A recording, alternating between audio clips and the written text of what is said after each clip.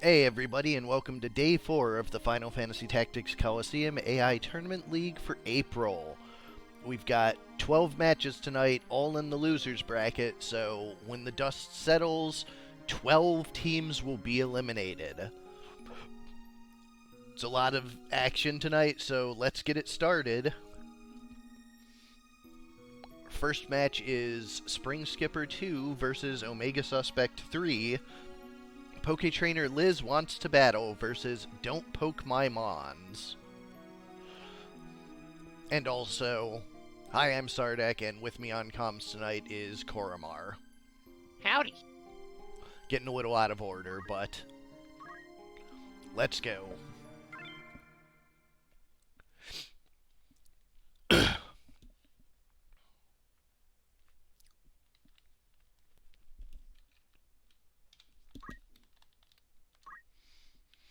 Alright, so for Poke Trainer Liz, we have Boko Loco the Choco, Porksley the Porky with, this is the reviving pig, Fiery Fellow the Grenade with Triple Flame, and Poke Trainer Liz, a Squire with Damage Split, Magic Defend Up, and Time Magic, as well as an E2 for the defenses.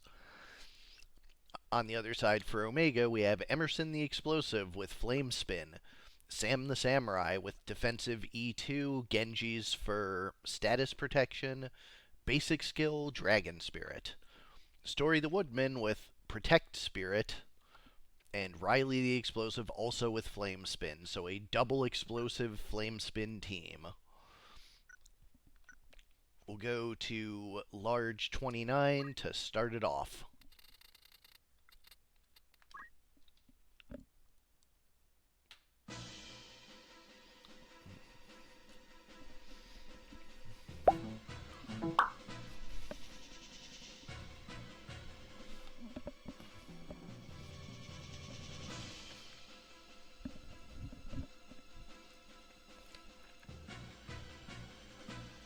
Alright, nice open field here. A little bit of verticality, a little bit of terrain weirdness. We don't have any, ranged berserk units, so nothing to worry about too much with the terrain here.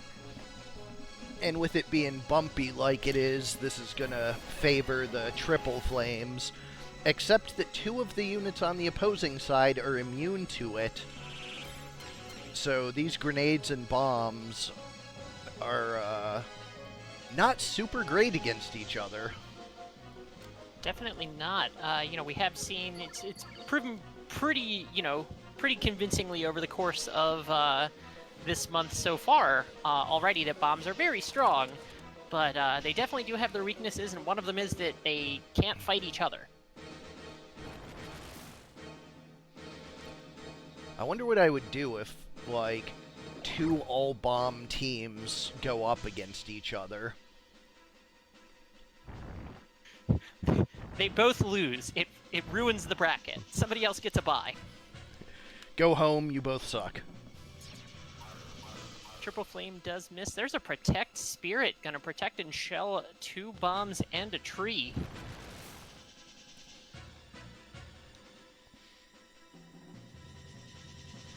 Slow being charged. Guard against that Flame Spin. The Samurai is moving up. She is gonna just Masa again. Hit just herself for a regen. Not a bad thing. Here's some slow. Not seeing a ton of offense come out on either side just yet. I think both sides are heavy on the bomb family for their damage, which is causing all sorts of trouble. There's Cheer Up working as intended, finally. Love to see it. More than that, love to see the AI actually use it. There's a Triple Flame that's one hit on the Samurai, but that is not going to be enough to take her out. With Defend, Protect, and Shell, which did just wear, she's a very, very tanky unit. Guards the straight dash, and she is still looking plenty healthy. Chocobo is able to use that Choco Cure offensively on the bombs, but it's not doing a hell of a lot.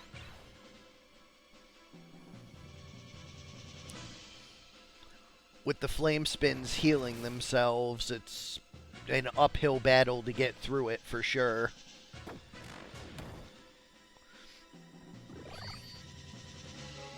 HP restore on the pig, prolonging this even more. And as Fig just said in chat, this is probably going to be a real long match.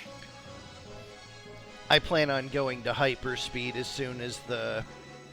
Oh, the pig with the revive, that's a full damage. Or, that's Demi 2, basically. Yep, 115, very solid damage to the bombs. Oh, but 2 hits on the tree. Damage splits one of them back. Interestingly, damage split, of course, since it is a fixed amount of damage, it does negate the bomb's damage reduction from their defense plus. Yep, it does in fact completely bypass that that check. One of the few things that does. Big 260 on the tree. Tree's getting real low here. Tree might go down, and that would be pretty rough. With the slow there, if the piggy ends up going before it, that'll be it. And even if it doesn't, if the pig just keeps the straight dashes up, it might not survive it even with magic spirits on itself. Tree's a very significant source of healing and buffing, so that would be a huge detriment for its team. The Samurai steady just buffing herself, not taking any other actions, but she is doing a fantastic job wasting that bomb's time. Another HP restore for the pig. So we do get Magic Spirit, but only for 130. The pig might actually just be able to straight dash right through that. Sure can. With a critical hit, yes. That would have one-shotted the tree.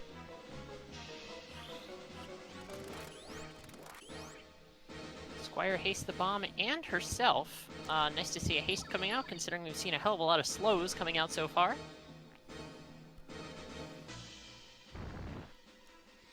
Attempting to triple flame this Samurai yet again.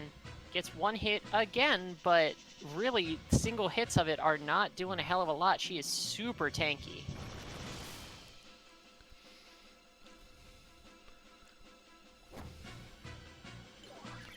And with a Dragon Spirit coming out, she's going to be back up, because it's not like these bombs are dying first.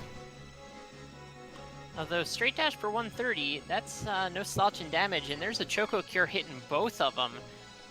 One of those bombs is getting pretty low, but they can, of course, just flame spin themselves right back up. Samurai is down and back up. Defy Pain makes her nice and healthy again, which means she has plenty of chances to proc that Dragon Spirit. Especially with Bag Wax for 30 coming her way. There, of course, is the Flame Spins, but HP restore once more.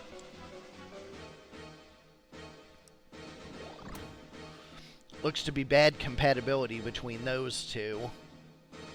So that's not the one the pig wants to be hitting. Did a lot more damage to that other bomb. 97 not gonna cut it. Not when Flame Spin's gonna undo that entirely.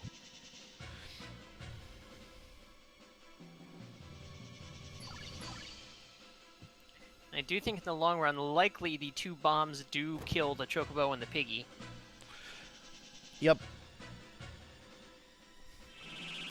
Let us speed through a bit and see what it does.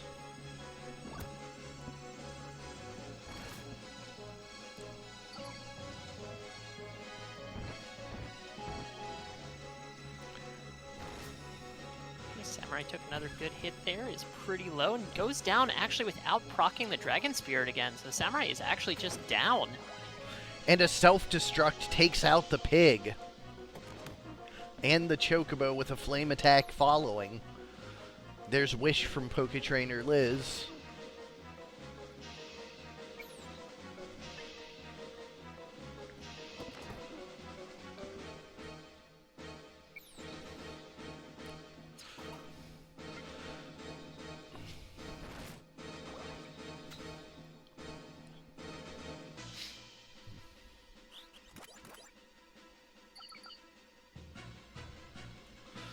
Flame Bombs, Spinner's back up.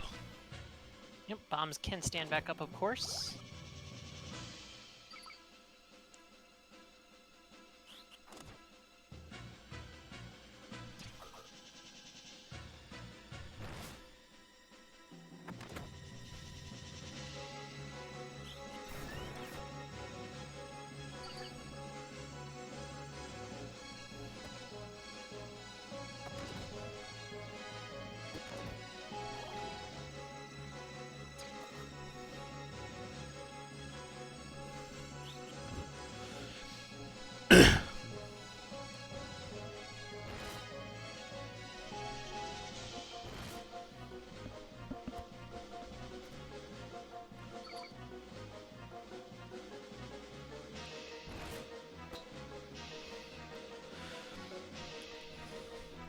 One of those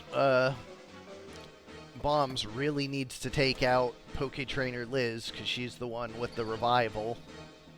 And the slow.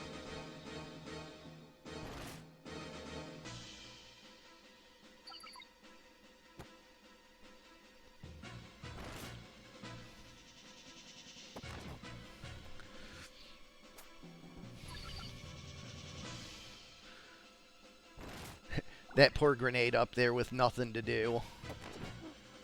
Chocobo back down. Yeah, what options does it have? It, literally can't do anything. There's a flame spin. Another wish. I don't know how you want to call it. I would dare say that in the very likely chance that this comes down to 2 bombs versus 1 bomb, I'm inclined to give it to the team with 2 bombs. I mean, we'll see if they ever use self-destruct.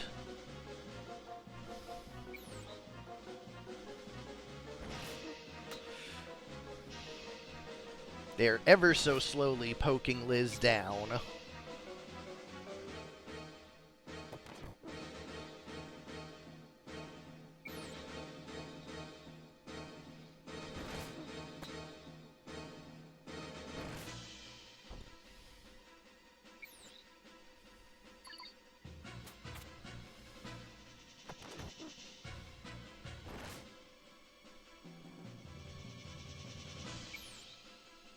Chocobo died in a weird spot there, but she is able to still get up there and re-res it again. Uh-oh, she's gonna... Oh, the Chocobo got it, okay.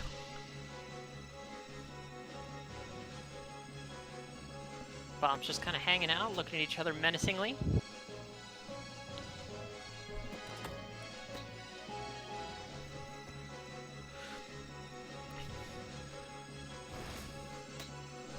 Chocobo not really getting anything done up there. Although just distracting that bomb like that matters. I feel like the worst part here too is not only can the bombs of course not hurt each other, but I feel like even if the 2 bombs were to become permanently stopped, do nothing at all, I don't think the Chocobo and the Squire could kill one of them before the other one had a solid chance to get back up. They just don't do enough damage, even with the Choco Cure offensive. The bomb was trapped in the door. And they're pretty far apart here.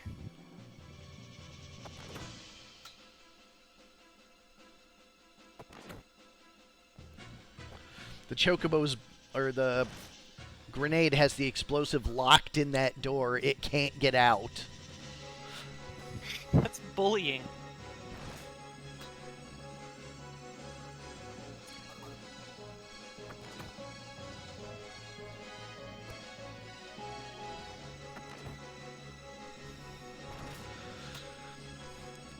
Getting ever so close to taking out Liz.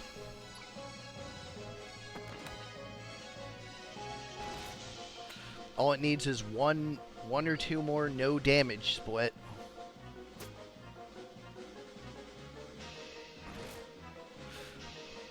There it is. The next one should do it. Oh my god, she has Defy Pain. God damn it!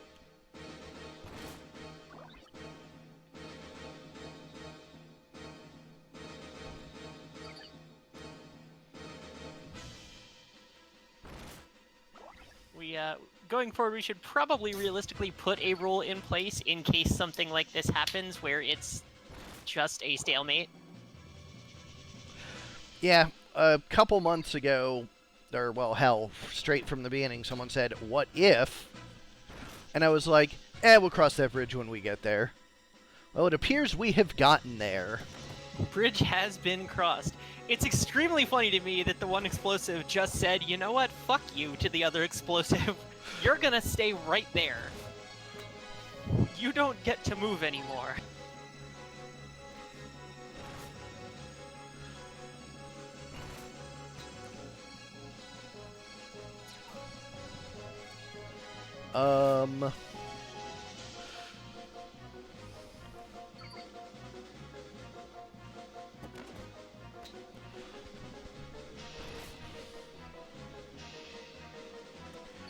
I don't even know what to do here.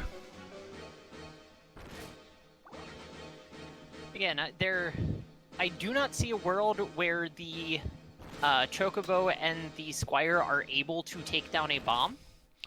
Although I don't see a world where either of these bombs are going to take out either of them thanks to being trapped.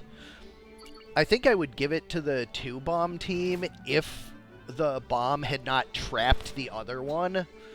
But now with it trapped, it's a 2-on-1 and of Liz Chocobo versus Bomb. And they don't have enough damage to overcome the fire spin, but the fire spins don't have enough damage to overcome... Yeah, I just don't know. Which team has more JP still standing? Let's see, the two top tiers are 6,000, so 12. Chocobo plus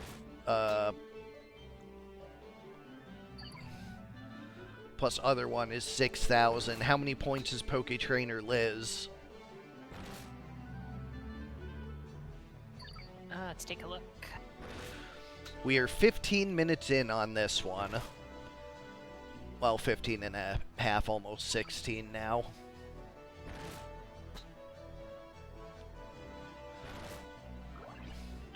Liz is worth 7,110 JP. So she is. So the team with 3 up is slightly more JP healthy. And I'm kind of also inclined to give it to the team with 3 people left standing. We'll call it 20 minutes. I think that's what Battleground does, which is... That's fair. Let's see, the first song was 14 and a half minutes, so 5.5 into this one, we call it. So we've got another 3 minutes. And that's also being fairly generous given that it is, 20 minutes at hyper speed. And 20 minutes at 6x. Well, 5.5x, I guess. The rendering on this one is not quite as... Get you a supercomputer so you can run this at like 20.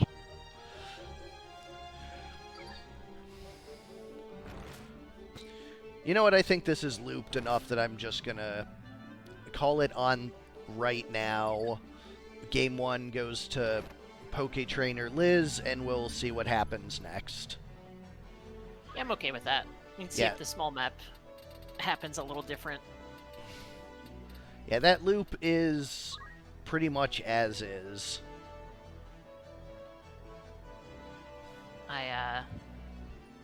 Before the units were trapped, I did potentially see a world where the Squire and the Chocobo could go down, and it was just going to be 2 bombs versus 1. But that didn't happen because they separated, and then the bomb trapped them, and wow, that was sure a thing that happened. It's impressive that we have managed to run into a loop.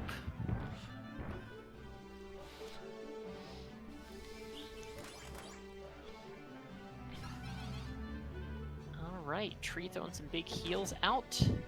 There's flame attacks. Wonder if we're going to end up seeing the same kind of loop. One can hope things play out a little bit differently and maybe a bomb goes down or something, but even if a bomb goes down, it doesn't actually matter because the bombs get back up. They are not immune to crystal, so... They are immune to crystal this time. They cannot crystallize. I do have an assembly level solution for this going into next month that'll solve the problem that I think I'll implement. What's your idea? So there's a bite I can repurpose in battle stats to just be a number of turns that have passed, or number of clock ticks that have passed, or whatever. And what I'll do with that is, like, after X number of turns, Immune Crystal goes away. After X additional turns, all status absorptions go away. So eventually you'll get to, and then, like, another X happens and healing just doesn't work anymore. There will be a conclusion, so help me God. I like that. I think that's a pretty neat solution. I've definitely seen some games take similar ideas where there's, some sort of growing thing, where everybody does and takes more damage or something like that. I've seen a lot of different games implement that. What was it called? Cthulhu Saves the World had a thing like that. There's been a couple games like that. It will not, Soul. If the AI runs through the routine and the result is 0 healing, it will know it does 0 and it will never select it.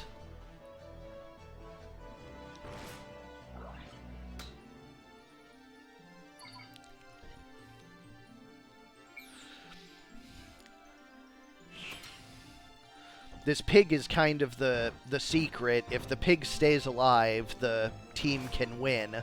But if the pig crystallizes, that's gonna loop eventually.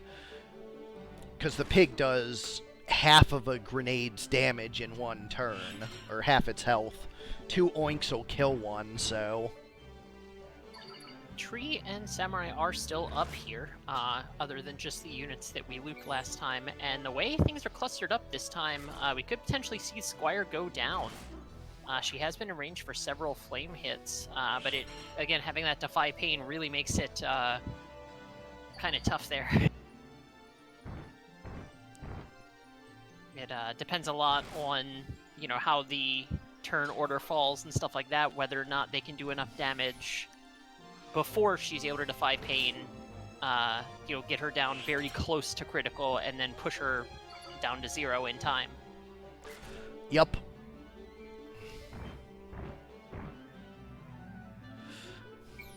We continue the res loop on the pig, but turns are just not lining up well for it.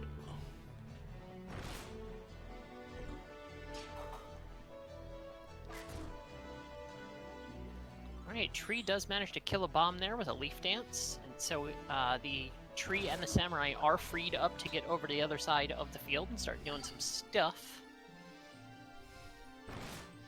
That does also potentially mean when that bomb gets back up, it moves over and clusters up with everybody else as well. There's a lot of AoE from both teams. Between the Tree, the bombs, the Chocobos, Choco Cure, which is now an offensive AoE as well. A lot of AoE options here.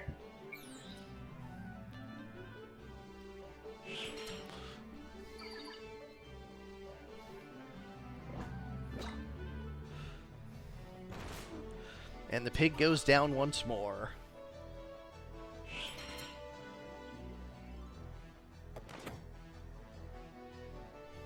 Bombs are given region from the Samurai. The Squire is steady rezzing the pig. Pig does actually get a heal this time, so is able to move over, goes for a nose breath. And lands it. The Samurai not being an offensive unit that only does so much.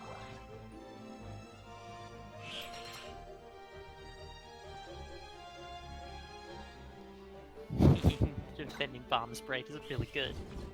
Yep. Tree is out. Oh, Masa, that's a way to do damage to him. Yeah, sure is. Piggy goes down, is rezzed again.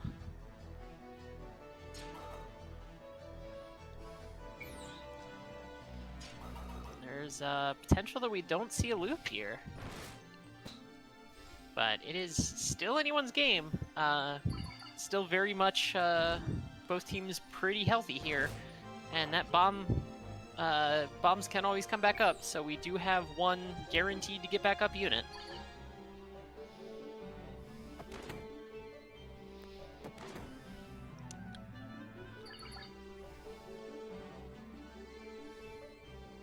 Is that a slow being charged?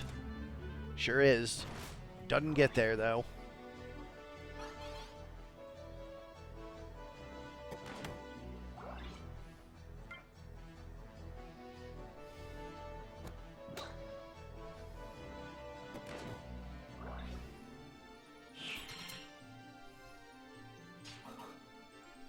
Bomb is at 0, so it is going to be back up any time now.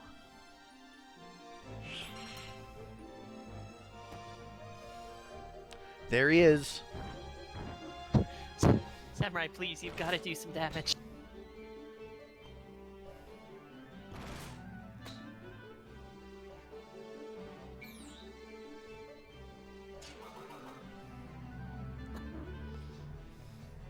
Four-person shell protect there, one of them being an enemy, of course.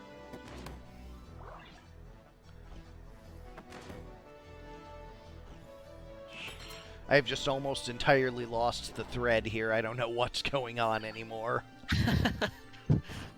One bomb is given regen and heals some MP. They don't use MP, so that doesn't matter any, but it has regen, so it's something, I suppose. But so does the Chocobo.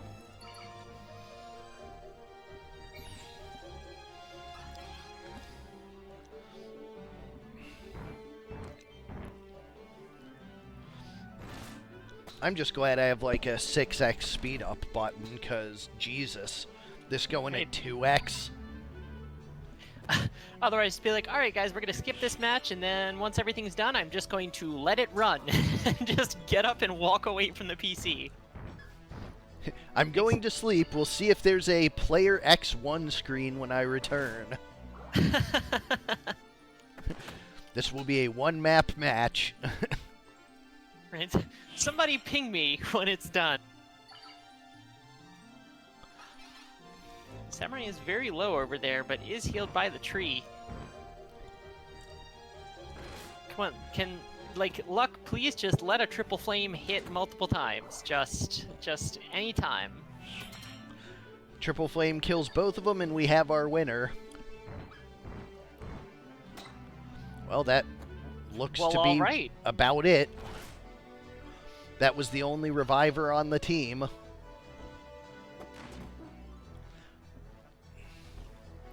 There went the Chocobo. Alright, I think this might actually just get down to 2 bombs and 1 in a second. Yeah, because that Chocobo is real low, and it's going to keep dying again, so bombs can't hurt each other. I suppose we're probably going to be seeing a Game 3 here. Damn it.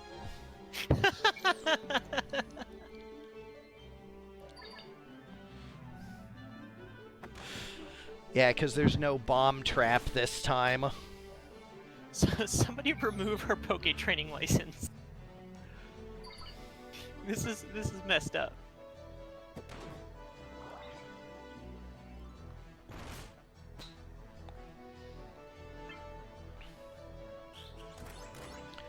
Oh god, they're hasted now.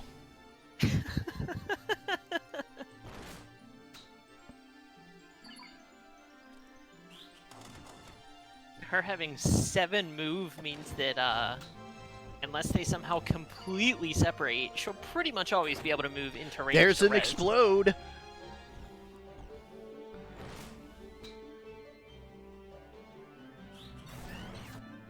That self-destruct might matter.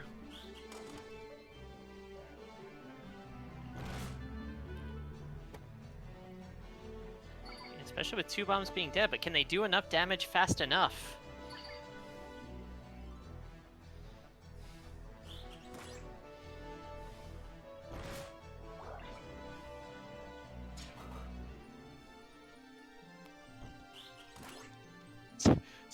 Stop buffing, just kill it! Just do something! Ah, flame spin time again.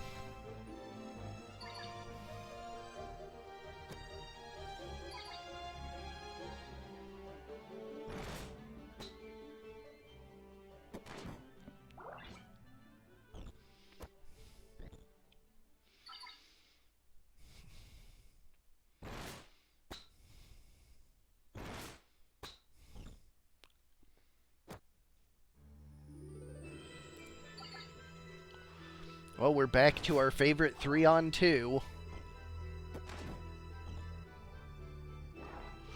Chocobo's about to go back down.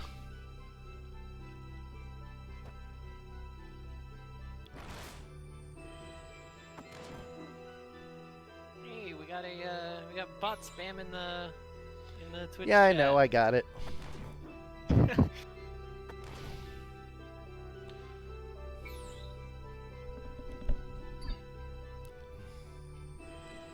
Alright, we are in the loop again.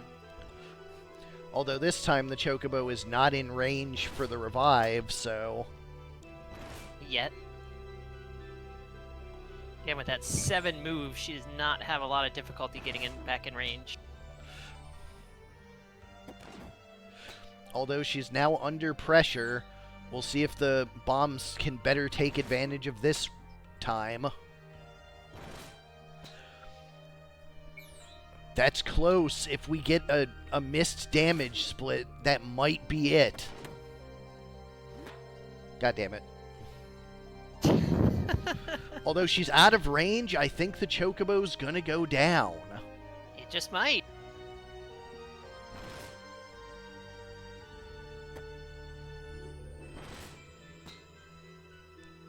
Sure does. So it is a 2-on-2, and there 100% is a world where the 2 bombs can kill her.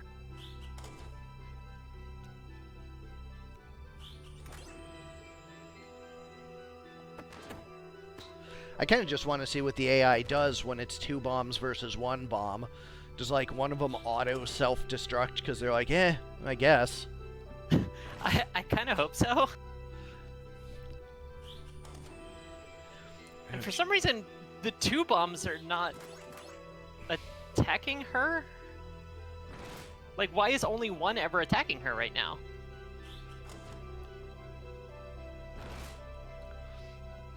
This is bizarre. Why aren't both bombs attacking her? Because she's out of range of one of them. She keeps running to the corners and, like, leaving them in the dust because she has haste, so... She'll run back out of MP pretty soon.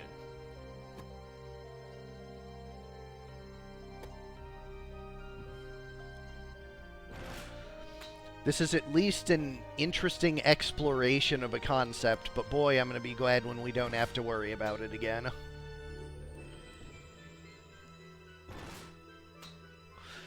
Oh, it's coming soon.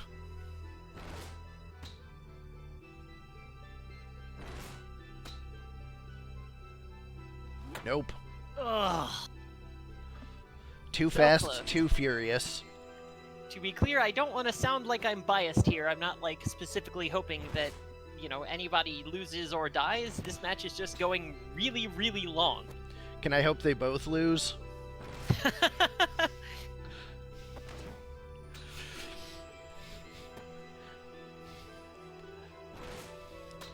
Everyone, like, go up, get a drink, like, stand up, get a drink, do some stretches, make dinner. We'll be here for a minute.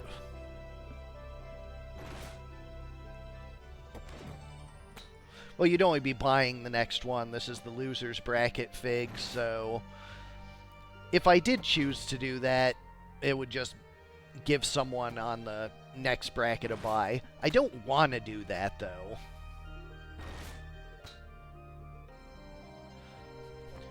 Yeah, let me open up my other Twitch and just stream to both simultaneously. Oh, she went down. There it is. Well, that's game 3. Now let's see when one explodes. I mean, yeah, there is always the chance. Just a little roulette wheel here. They're just having a little bomb conference.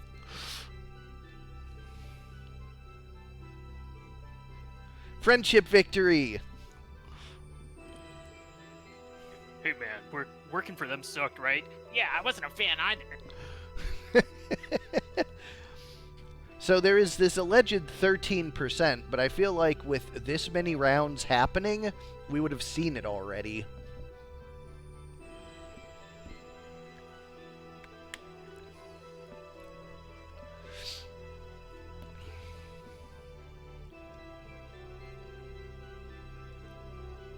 wanted to believe that one would eventually explode.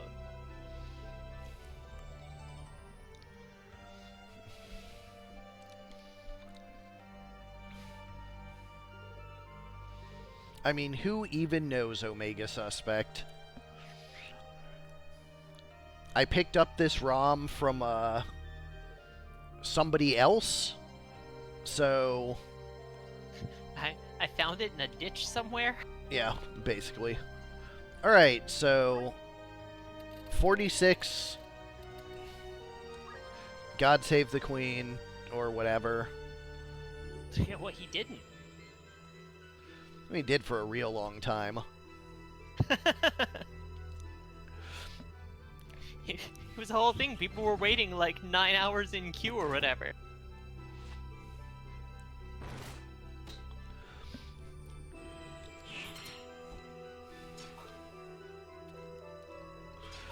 Let nobody say that I don't give teams a fair shake. I don't know if the shake is even fair anymore.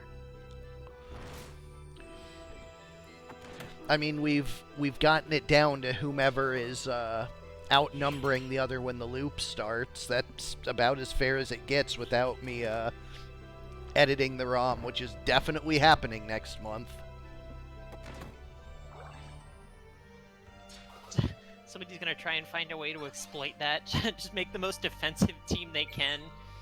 Well, if you remember 2 months ago, that team that was just the most unkillable knight and 3 cursed ring thieves.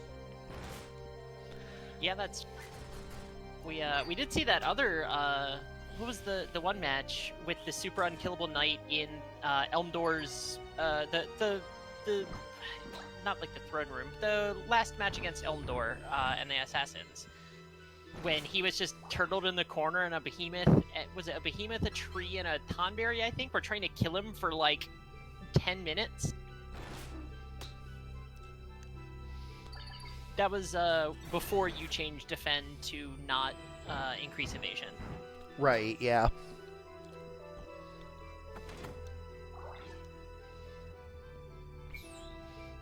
Come back, piggy. And exciting news on my end, for a certain definition of exciting. My girlfriend just got home with nuggies and fries from Burger King, so I guess some nuggies and fries. It's very exciting for me. Donk. Well, at least they're all clustered up. What could possibly go wrong? Plenty of things. Everything. Oh, hey, a bomb just went down. Right, we're getting low on units already here, actually. Folks going down pretty quick.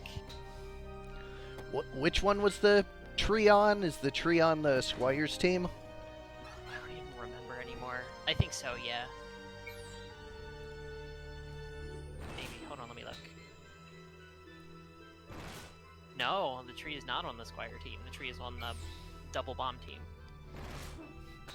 So it looks like the double bomb team is just gonna win here, because it's 3 versus the Squire.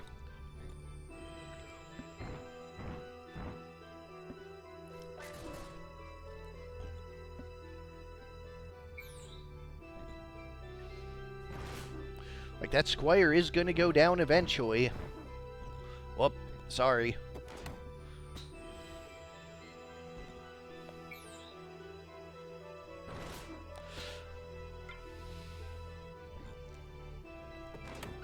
There it is.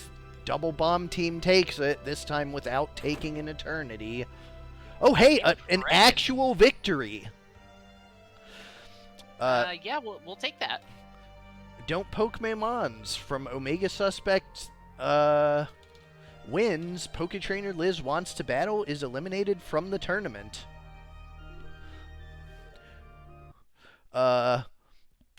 Grenade was solo against the other 2 bombs, and it decided to self-destruct this time.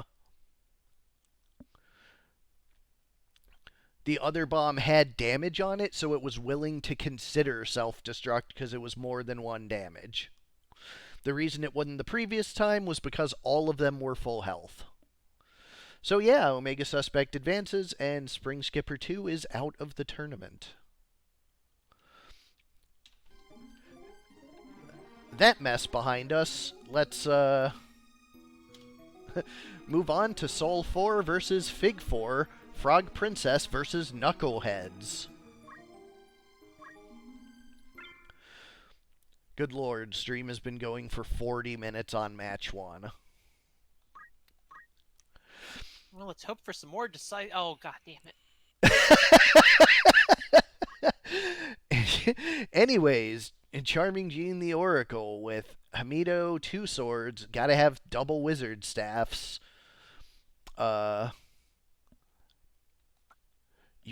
Iruka the Wizard with battle skill for sword skills that cannot be used, and counter magic and defense up. Quina the Oracle with time magic, weapon guard, and short charge. And Karopi the Priest with elemental and barrier. So, frogs on this side and squids on this side. Which aquatic race is superior? And Shemp the Squire with Chaos Blade. Nobody immune to Chaos Blade on this side, unlike the previous bomb match, so maybe the Squire's just going to start popping people off. Is it? Did somebody record it incorrectly on the, Give me one sec here. Ludo was doing that. Let's see. Knuckleheads. Yeah, it had... Huh. One second. Let me load up the challenge because my match record is showing something that doesn't make any sense.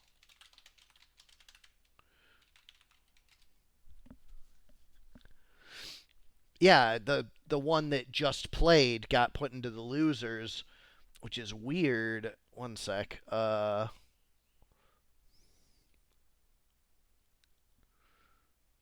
right, down here.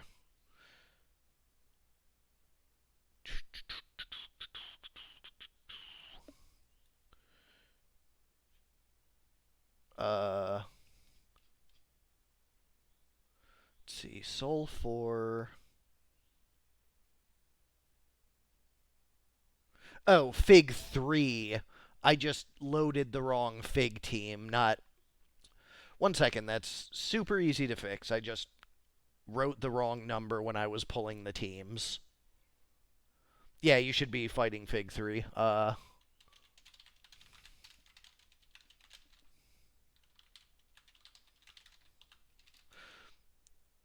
I will have that up in 1 second. Who is this? Soul 4 versus Fig 3. Yeah, I must have just fat-fingered the number, so I loaded the wrong team.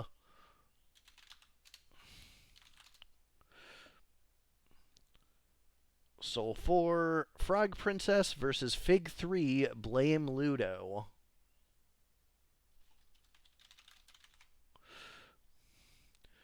Alright, generated. I'm gonna put that in memcard slot 2 and just load it.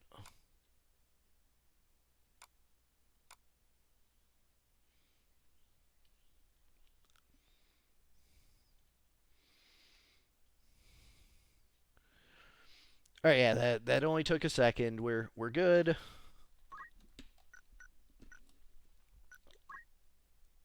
This is working out fine for me because it gives me time to cram these nuggies and fries into my face. Good plan. Whoops, that is... Actually, I have to reset the system so it will read the second memory card.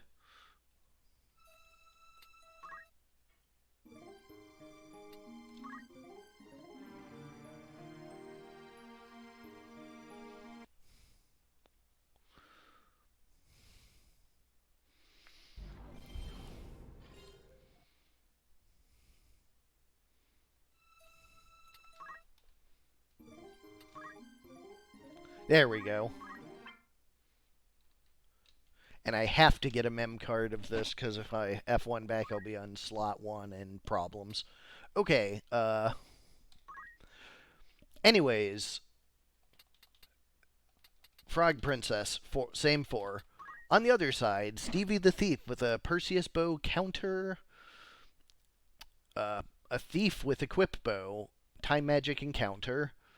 Spellblade with a Coral Sword, Damage Split and Attack Up, as well as basic skill to support. Azariah the Oracle with Faith Rod, White Magic Auto Potion, and Equip Shield for the Aegis Shield. And Brooklyn the Spellblade, another Faith Rod. So double Faith on this team with Black Magic Catch and Magic Attack Up. We'll go to large 45.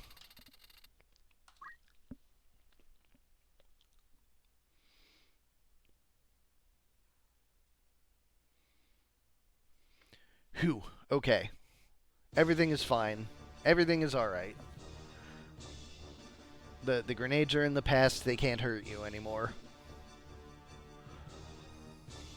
Until. Next round is the bombs versus another bomb team, and I'm just like, alright, flipping that desk. Yeah, that Coral Sword is going to be a real problem for the other side. Wow, why does this feel so slow?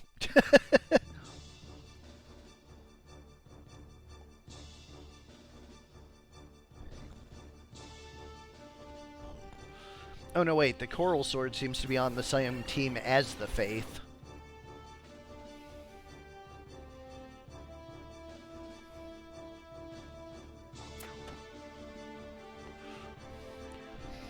Bow but no proc.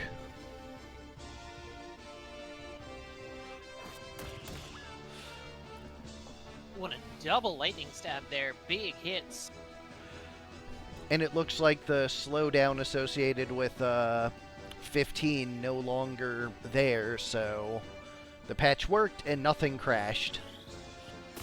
I'm as surprised as everyone else. That was a huge chain lightning. Well, Faith on Faith plus a weakness. Or Faith on 70, rather. The double frog could potentially make a difference, but 2 unfrogged spellblades is real dangerous.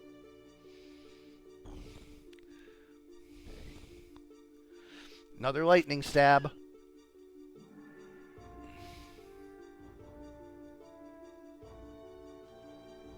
Yeah, that's probably about it for this one already. Yep, Chain Lightning gonna take that Oracle out, and that is a pretty quick kill.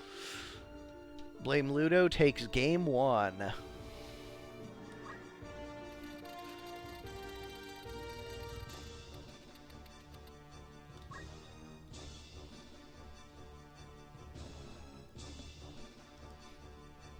Small map 96 next.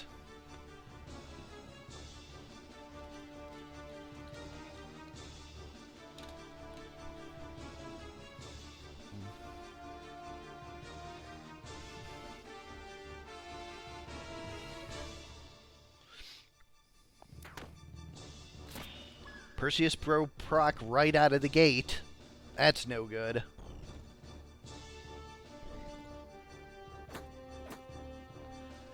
Low bonks.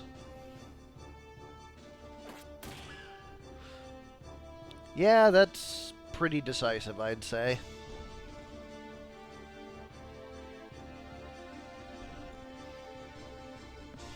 Frog team, unfortunately, not quite able to get out of the gate. No, those hits just way too strong, and especially Faith on Faith. Yeah, it's whoever hits first, and the one with the instant cast Chain Lightning probably hits first. Hamido instead of the whack there. He's trying his hardest.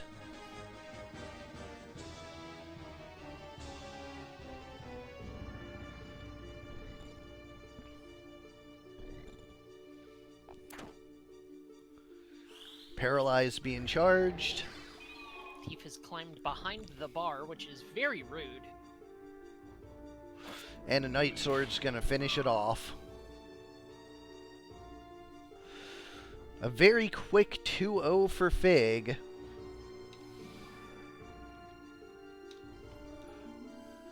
Soul 4 Frog Princess is eliminated. We go now to Korremar 1 versus Kjata 2. The Morrigan versus Gil rules everything around me.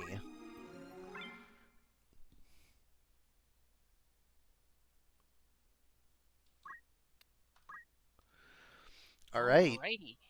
The Morrigan. We have Nemain the Samurai.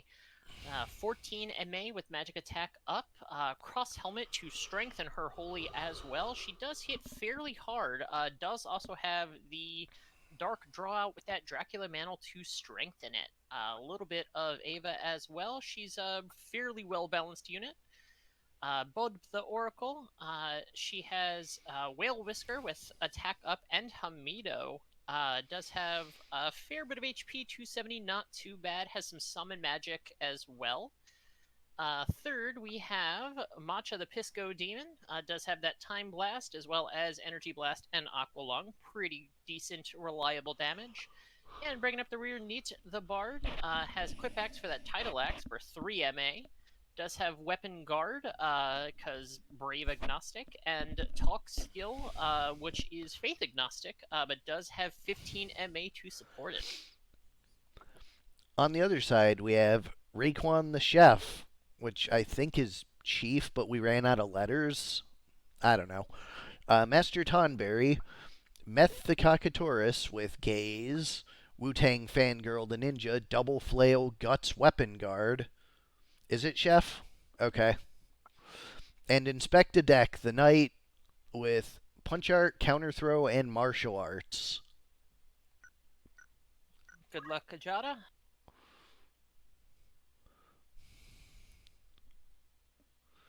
Have I just read that guy's name wrong on every single Wu-Tang thing ever? Is it actually the Chef?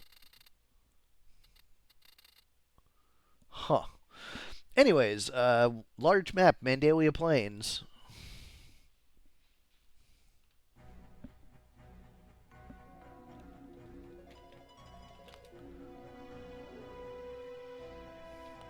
Alright, one of the larger maps. Going to take just a little bit of time to cross the map for each team. Does mean that the Bard has some time to potentially get some buffs up here. We will see if that makes a difference. 20 years I've been reading that wrong. Good lord.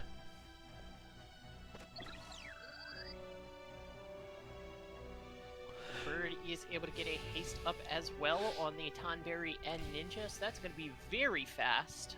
Haste coming out here for the Samurai as well from that Time Blast.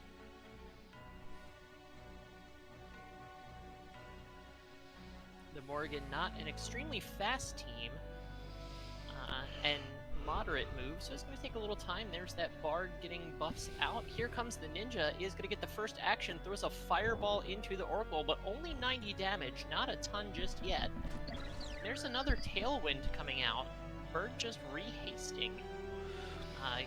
Did hit the Knight this time, and there's the Magic Song. 4 MA. When birds are good, they're great, but when they're bad, they're real bad. Samurai gets her action. She's going to go up, and that's going to be a Cheery to open.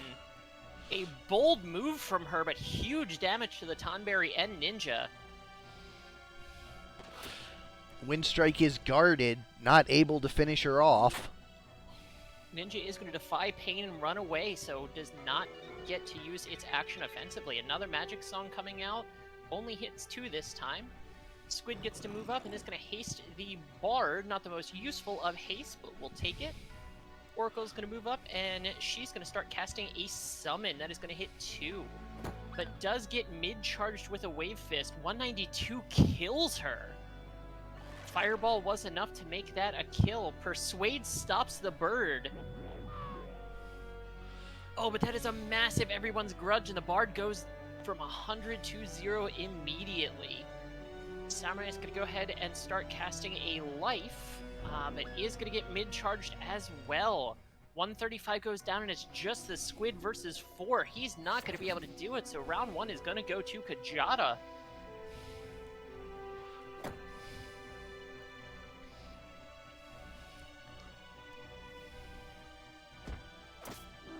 And there it is. Damn, rough luck for the Morrigan. I really did see him going a little farther, but Kjata winning on the big map here doesn't bode well for it.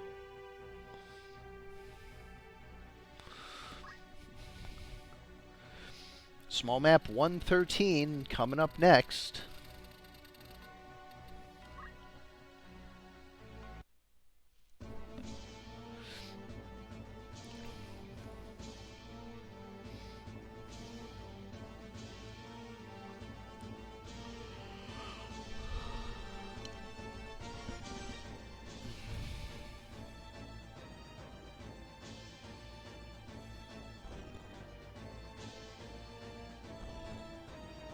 Alrighty, much smaller map here. Bird is going to move up and is going to go for a gaze out of the gate, but it does miss.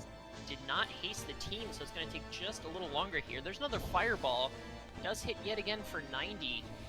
Did make a big difference last time. But we're also seeing an early Aqua Lung. No haste coming out from the squid either. Knight gets a second turn already. Goes for the Wave Fist on the Oracle, but doesn't hit this time.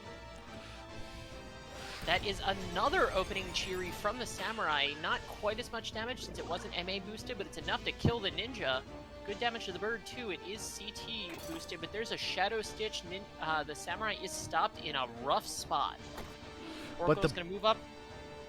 Go ahead.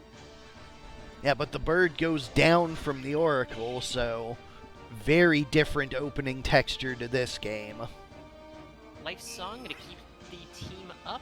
There's a res on the Ninja, and she gets an immediate action. She is not in near fatal, so she is going to get to kill that Samurai. Life Song is not going to keep her up through that. Taking another action. Aqua Lung going to put that Ninja right back on the ground.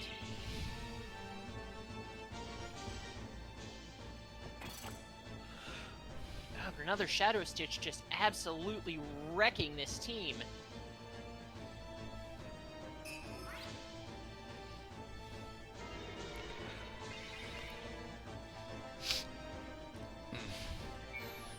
Without the haste for the Tonberry, though, it's not going to be able to keep multiple people stopped. Aqualung puts the Bird right back down. Here's another Magic Song coming through, but only hits the Bard this time. Tonberry moving up, not able to take another action right now. Oracle can't get close enough to hit the Oracle since she is behind 2 corpses. There's another res for the Bird. Those big resurrects, not even resurrecting a near fatal.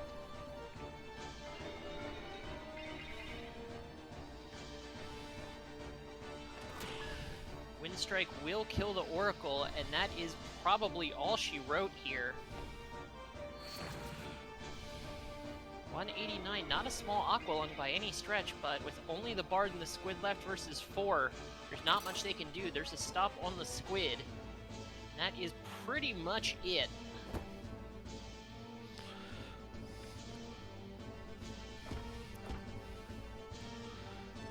Looks like our Wu-Tang team makes it till tomorrow, but the Morrigan will be saying goodbye. Yeah, not much they can do here. They don't have any more resurrection on the team. Bard is down, it's just a stop Squid. Damn, really saw a better run out of this team, but just some really rough matchups early on, and they are gone. Kjata 2 takes it 2-0.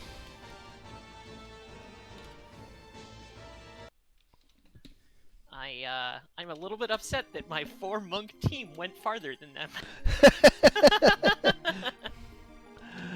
Oh my.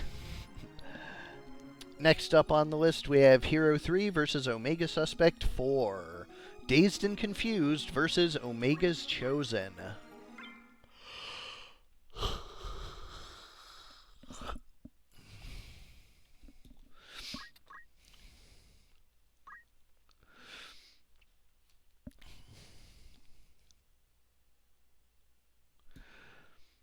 All right. For Dazed and Confused, we have River the Archer with item and throw item and a longbow. Ryan the Monk with attack up, counter throw, and steal. Landry the Knight with a Chaos Blade, Dance, Guts, and HP Restore. And Greer the Oracle with E2 for defense, a Whale Whisker, and a Robe of Lords. Whale Whisker Hamido, obviously a common combination, with Equip Shield for the E2, White Magic, and Yin Yang Magic. On the other side, for Omega's Chosen, we have Herald the Samurai with an E2 thanks to Equip Shield, Draw Out and Basic Skill, and Dragon Spirit. Seer the Spellblade with Elemental, Damage Split, and Overflow. Prophet the Summoner with White Magic, Weapon Guard, and Short Charge. And Reaper the Archer with Attack Up, Counter Throw, and Item. Gastrophitus with the E2. This is a Red Shoes Archer. Hoo boy, hope they get some flat maps. 76 to start. That looks pretty flat to me. Not a whole lot of hilly deserts.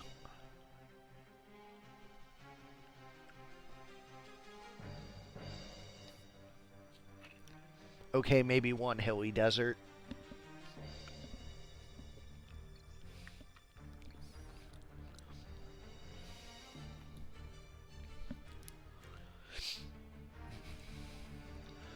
Both teams having some solid ranged options here, so we are going to see things, we're going to see an engagement just a little bit earlier than we otherwise would. Still plenty of time to buff on this very long map. Hero in purple on the right, and Omega in white on the left.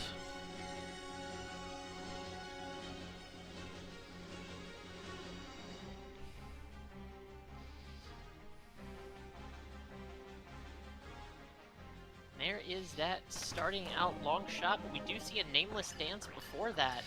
Lands two confusions and a poison. That is huge. Oh, and wow, the damage split breaks the confusion. You can't ask for much of a better outcome than that.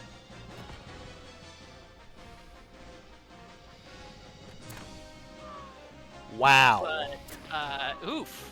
Oh, but it's in the way of the time strike. Immediate revenge. Instant karma. Seeing a res come out from both sides, it looks like.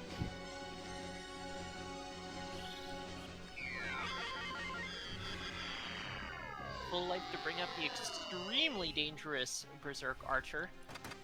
And this is a solid map for that Berserk Archer. It does have a crossbow and not a bow, so a little bit worse for terrain that-a-ways. But there's not a ton of terrain here to stop those arrows.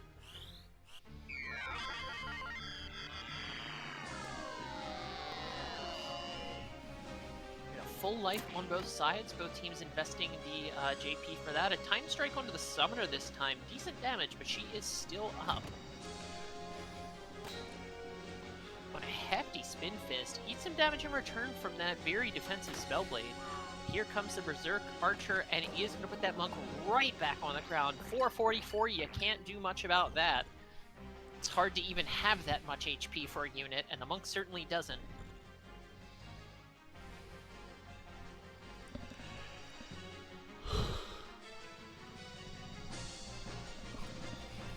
Another full life being charged on the Monk.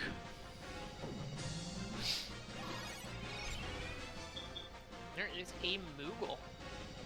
Heal up 2 units. Knight is continuing to dance. Has been getting some decent luck with the Namelesses so far. Arches an arrow into the Berserk Archer, but is still out of near fatal. And even if they were near fatal, it wouldn't matter. The AI doesn't care when it's Berserk.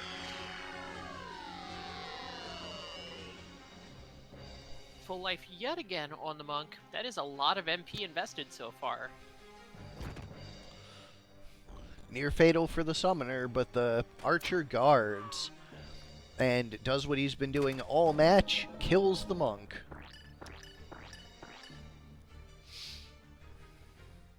was about to say it's impressive that an arrow can instantly kill somebody, but then I realized that, honestly, if I got shot by an arrow, I might instantly die, so...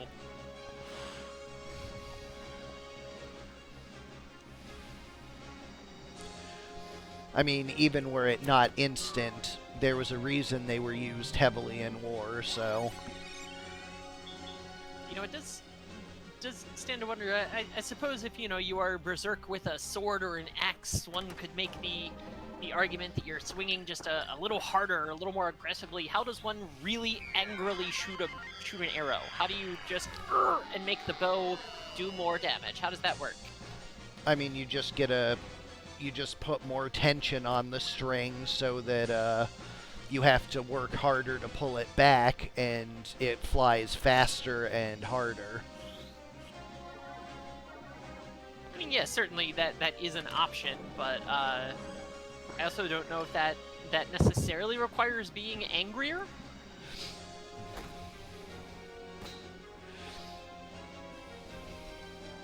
I don't know if berserkers are well known for their archery. Maybe. I don't know. Well, they're certainly well known in tactics for shooting into walls. Just so angry the wall has to get it. Listen, Kyle.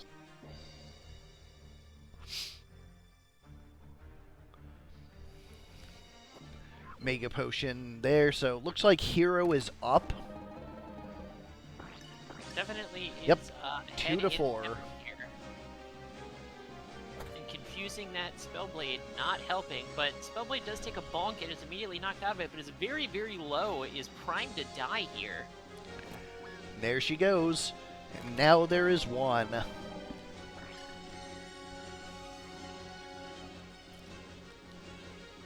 last samurai there in a defensive stance. A Heartache Strike is going to don't act it. Any chance that it may have had of working its way out of this is probably gone. 74, much nicer hit this time. And the Earth Slash finishes it off. Dazed and Confused take game 1.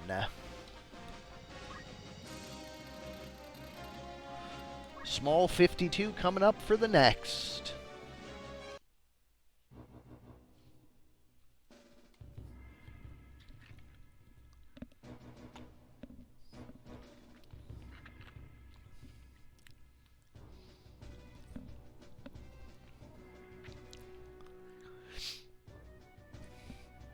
Very interesting map here, starting with the team starting across from each other in sets of 2. An immediate Heartache Strike for that don't act yet again. That archer has the samurai's number. A miss, that's huge. That probably would have taken out the Oracle right out of the gate. And there goes the hat. Certainly not a bad thing, but it isn't the weapon, so that is still an extremely dangerous archer. Though losing the hat does lose 2 PA, so that is pretty significant to the damage. And now he's confused. No terrain is safe. A confused berserk archer. Carve model through the wall, takes out the... Is that a Geomancer? Yeah.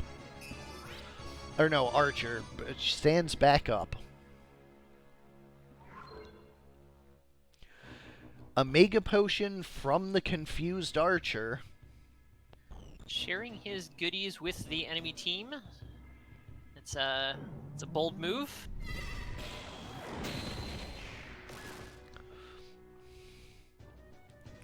Odin takes the Archer down once more. Petrify. Berserker is stoned. Well, he should have done that yesterday. The date was more appropriate. I mean, the kind of person who celebrates that day is probably not just confining it to that one day. Touché. You know, it's my once a year. It's like a religious holiday. Yep. Second Petrify coming out. So it is now a 2-on-2. But if either of them has a way to cure Petrify, that could change in a hurry. There's another hat broken.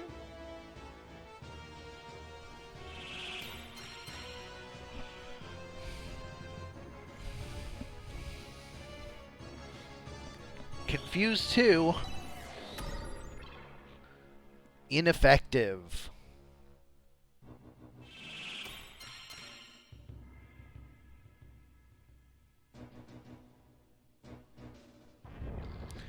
And the Oracle is asleep from the Demon Fire. But now we know that that Spellblade does not have any way to cure Petrify. The proc off the Katana swing brings her to near fatal, and that makes the carved model just shy of lethal, and that's an HP restore. 2 crystals, and that Oracle's still just stuck over there sleeping. 4 damage, not gonna... Oh! Well, I'm gonna shut up. 4 damage is gonna do it, because it's gonna get a crystal proc. She does have Death Spell, too. I forgot that was in the Spellblade kit. Oh, that's huge. Knight picking up her trophy, healing up immediately. But a crit for 624. Nothing to do about that. Having some terrain troubles, that archer. He just really hated that particular candelabra. And that's another Death Spell, too.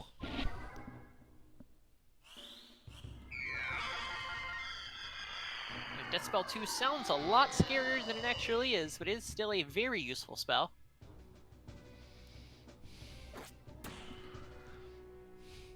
And there is the Hell Cry. Interesting that she didn't do that first. She went for the hat instead.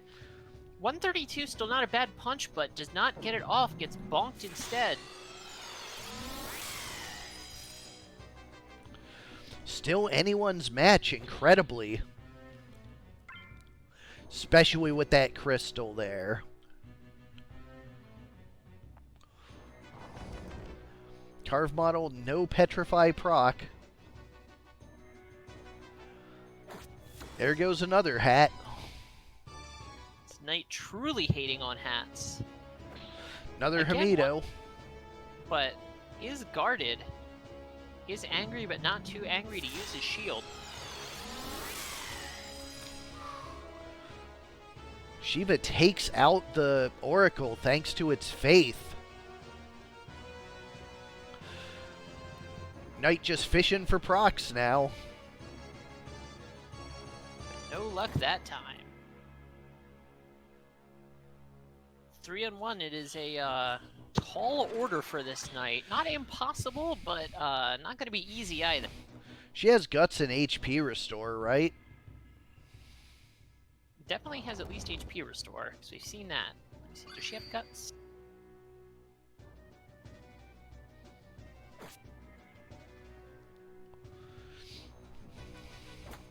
She does have guts, yes. Just continuous HP restores coming out. But every time there's a carve model, we're having a chance of the Petrify ending it immediately, and it's just as likely as her landing any given crystal. The hit points, break points are working just out in her favor, not even having to use guts to get the proc, or to get the HP restores. Worth noting with that HP restore, she does only have 50 Braves, so she has been getting incredibly lucky. She does have to go for a nameless dance rather than a swing. That is a bold choice, and I don't know if it's going to work out for her. Oh, it confused the summoner. That's a pretty big workout.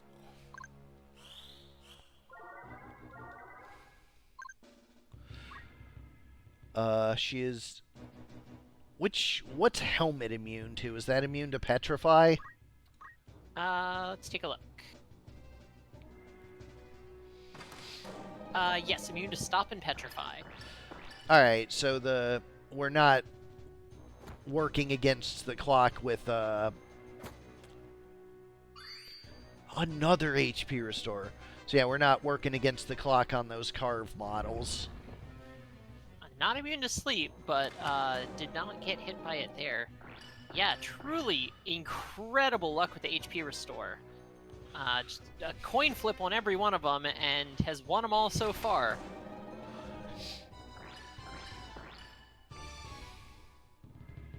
That being said, Nameless Dance, not necessarily what she wants to keep doing. There's a Guts. Does finally go down. Takes out the teammate with her, but...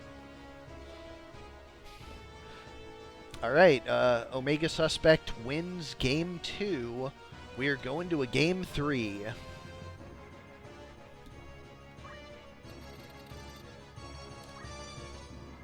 On medium 26.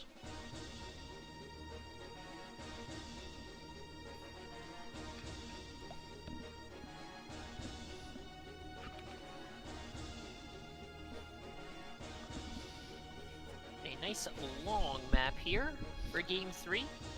Might play out in the Archer's favor on both sides here, although the Berserk Archer might have some trouble here. We've seen it happen before. There's a lot of boxes for him to shoot, and we know Berserk Archers do love shooting boxes. Like a lot. They really love shooting boxes. Will go out of their way to shoot at a box.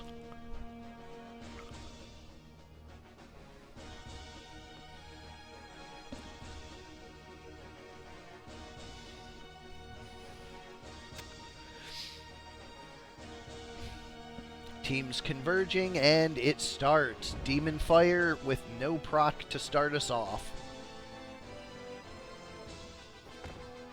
Earth Slash is guarded. And just like game 1, the monk getting absolutely bodied by that archer. You know, it occurs to me that this is a really weird room. Like, if anybody walked into this room, you'll be really perplexed, like, why it exists and why it is laid out like it is. Like, the boxes or whatever, they're in a crappy place, but what is this room and what's up with the ramps? What happened? I mean, it's some kind of storage room, it looks like. It's a terrible storage room.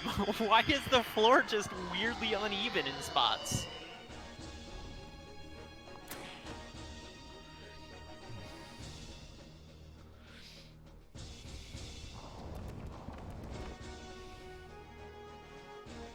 Two potential petrifies there, neither of them hitting, and there's another Earth Slash coming out. And that is going to take the summoner down. Oh, and the monk manages to dodge the shot this time. First time for everything, I guess. And a hell cry.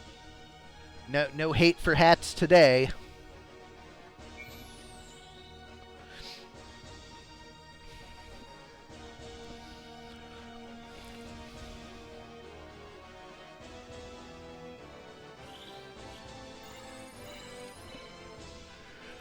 Current matchup is Hero 3 versus Omegasuspekt 4. This is game 3. That is a big rejuve, hitting 3 members of the team, 1 member of the enemy team as well, but I do believe that she was fully healthy, so nothing too bad there. Monk gonna get the option to move up, and Earth Slashing on 2 is enough to take down the Berserk Archer. And he ticks down to 2 immediately. 3 members of the team in range, so probably not going to matter too much, but it does mean that he lost his turn. And a Blast Star Punch for his hat kills him as well. He was really attached to that hat. He could not survive without it.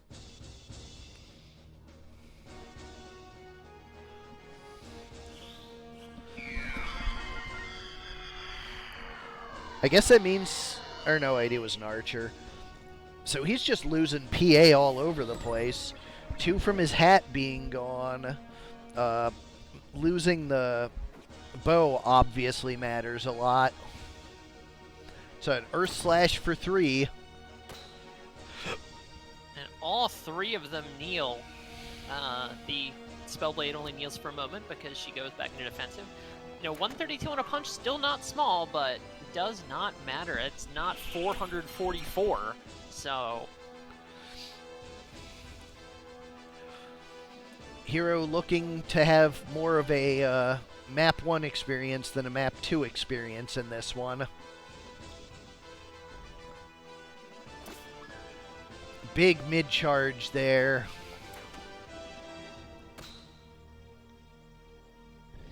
Spellblade is still very healthy, but even with this Murasame, still just Omegasuspekt is on the back foot here, and Nameless does miss, but not bad. Definitely a way to take advantage of the tempo. Landing a slow or something like that could be rough. The Oracle goes down, and that's not a good position. It's going to be hard to bring him back up.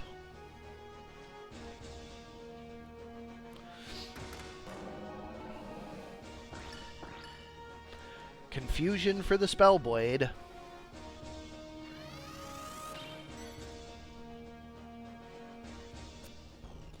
I know this is a world, of course, with magic and demons and what have you, but the concept of a dance working in battle is kind of funny. Certainly, you just kind of take a look and like, what? Why is she dancing? Ooh, I feel sick. Very interesting offensive strategy. The sleep lending extra damage to the Earth Slash kills the Samurai and triggers the re-raise. He has the Defy Pain to stand back up, but that re-raise is gone now. No, it isn't. Not for long, but the Spellblade being confused means that Omegasuspekt definitely in a rough spot here. Not a ton of chance to come back. She is charging something on that Samurai, but she's not going to get a chance. It looked like a rejuve, I think. His re-raise now not relevant, because if he goes down, then the match is over. Or Moogle if she's a summoner. I saw that it said 53%, but I don't know what it was. Whatever it was, it never landed. Oracle's back up and is charging something here. But, oh, misses. All right. Samurai is still doing his best to stay in it. We've seen him as the last man standing in the first game as well.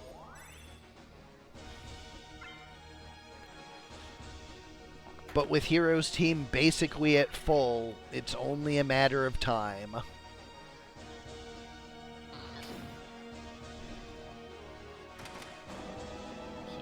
He's call him Tom Cruise, because he's the last samurai.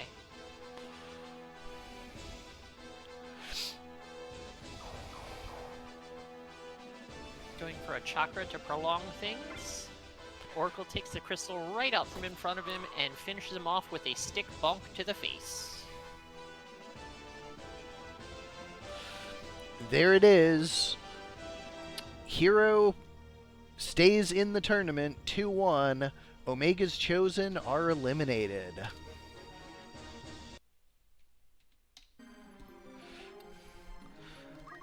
Up next we have Kjata 3 versus Sardek 1. I tried to make a defensive team versus Support the Monk. The defensive team featuring the classic Lancer with Hamido for its javelin, punch art, and martial arts. Shotgun Preacher with a stone gun with precision, catch, and, of course, the equip gun. Ride or Die Bitch the Spellblade with short charge, weapon guard, and Oracle Magic. And Dr. Band-Aid the Chemist with an Angel Ring, Time Magic, Counter Throw, and half of MP. On the other side, Pure Support the Please Eat Piggy. Defensive Support the Knight with a Round Shield. You don't see those super often. Punch Art, HP Restore, and Guts. I don't even remember what Round Shield does. What does Round Shield do? Let me look. Is that the shell? Round Shield is -1 speed and shell. Always shell? Yes, always shell. Yep. So, really, really hard to land anything on him. Yeah, I know, I should probably name it something else, but whatever. Offensive support the chemist with elemental overflow and auto potion. And of course the air quotes monk. 20 PA battle bamboo spellblade brings the pain with weapon guard and martial arts and punch art. We go to large 74 to start.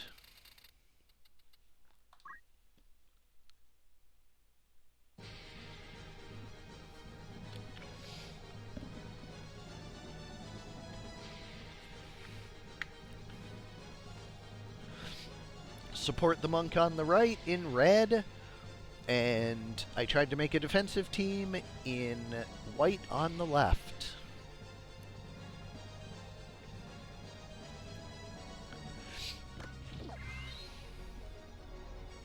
The chemist does opt to eat when the pig offers.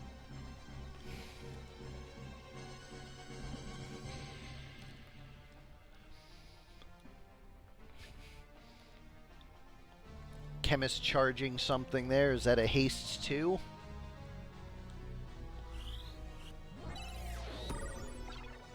You're seeing it confused to at the very least, but it does not do anything. There is that haste 2, in fact, and it's going to hit all 4 members. Did manage to clip the white mage as well. That is one big area on that spell.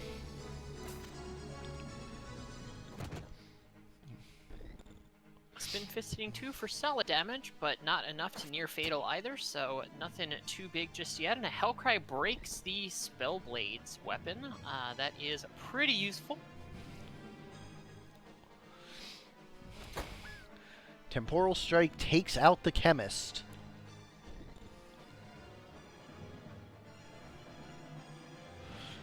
But her re-raise goes off and she power sources herself right back up. Ooh, this is going to be bad for that charge in Spellblade. 495. Happily named, of course.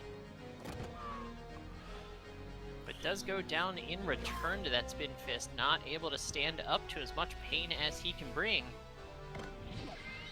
Chemist opts to eat yet again. No, does not, in fact.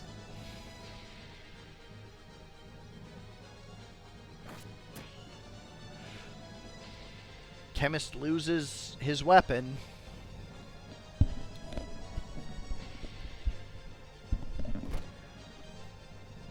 Chemist survives this Spin Fist.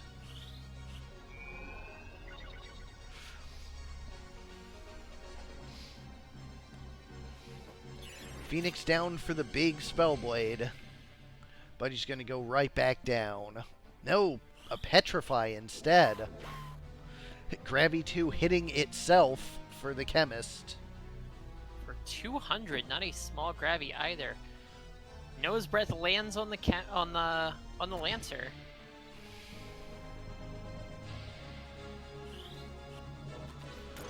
Petrify lands on the monk. Floating kneeling statue. Flash heal going to bring the chemist back up to nice and healthy. Not quite full, but much better than he was. And a power source on the undead knight, but it does proc the HP restore, so really it actually just kind of healed. Chemist with soft for the Petrify.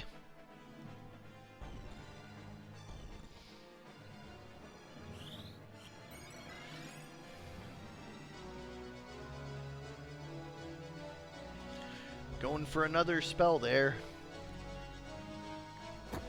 Lancer's Wave Fist takes out the teammate Priest. Zombie 2 on the monk, but it does not land. That could have potentially been devastating. Team not really being able to support him nearly as much if he is undead.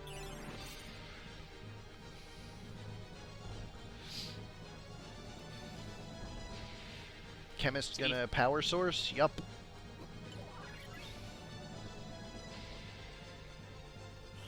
The chemist on Kjata's team, Dr. Band-Aid, do you think he was named first, or do you think he took the name after becoming a doctor?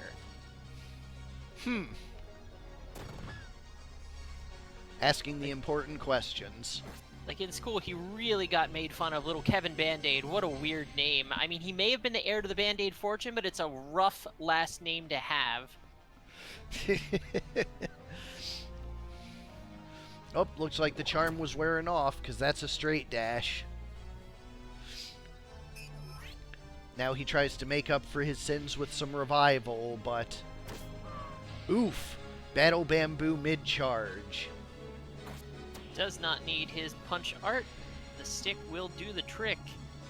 Hellcry punch could break the priest's staff. She has a gun, I believe. The shotgun no longer. preacher. Power source on the chemist. Sorry, kid. Dr. Band-Aid's gotta go heal himself real quick. Is that Dr. Marlborough or something? Jesus.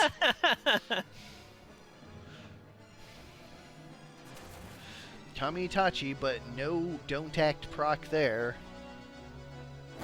Wave Fist finishes off the Lancer.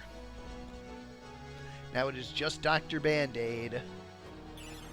With a Phoenix down for the Shotgun Preacher, she goes down to a Nagra Rock swing. Book for 105 puts him to near fatal, and looks like the Piggy's gonna finish it off. There it is. Sure does. Support the Monk takes game 1.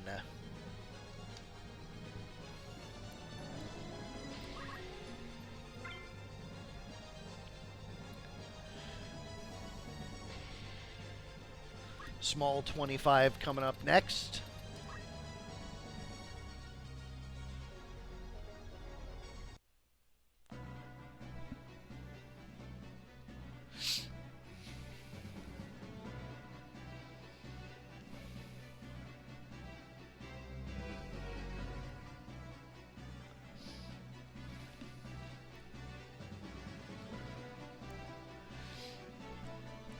Alright, please eat for the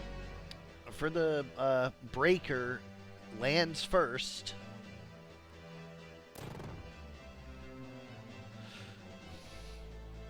And there goes a Hellcry. Goodbye, Lancer weapon. Lancer has no lance, then what is he? He is... Well, he was a monk already with the martial arts and punch art, so... Just a slightly slower monk now. Ooh, this Earth Slash heals both. Wow, and does not hit the chemist since it's floating, so just an impressive show of force. Pig goes down, but the rest guard the Gravy too. 196, not a small shot from the Preacher. Lancer with a huge spin fist double kill. Sardek's team definitely on the back foot this time. Small map not playing in their favor. A revive for 61 is not small, but is he going to get an action before he goes back down? Sure is. Speaking of double kill spin fists. And he gets a haste. Just like that, the tempo is swung immediately in the other direction.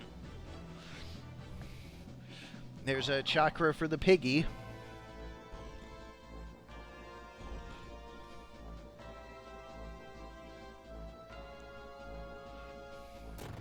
Repeating Fist takes him out. A lot of big swings in this match. Power Source dropping him low, but healing him yet again. Looks like a Guts proc there with 123 from the Power Source. And basically healing him. He HP restored for 366, and Power Source does 180, so he went down by 180 and back up by 180 twice.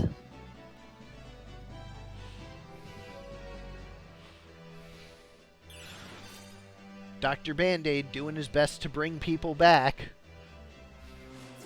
But there's the anti-sandbag from the Geomancer. Revive for the Monk, but is he going to get to go before the Lancer? He sure isn't. Lancer puts him right back down. Piggy just going to continue to hang out in the corner there. He is a little too low to be able to get back in the action. This time a Phoenix down and a Hellcry punch to finish off. There goes the gun. Shotgun Preacher considerably less dangerous without her titular shotgun. That's huge. Never mind. He didn't get to go quite on time. Though it did mean he did waste a second action from that Chemist. So Chemist, rather than rezzing anybody or doing anything else, did take the turn to put the Spellblade down. So now he does get an action, and he is going to drop that Chemist real low and guard the counter throw. Spinfist takes out my Chemist, but defensive support brings her right back up. Chemist takes the turn off to Power Source. That repeating Absolutely, fist Simmon. takes him right down. This is very much a rocket tag kind of game. Spinfist being guarded, absolutely huge there. And it gives the Chemist time to Power Source up the pig, and he's back in the match. Not sure the Lancer's going to be able to do too much here.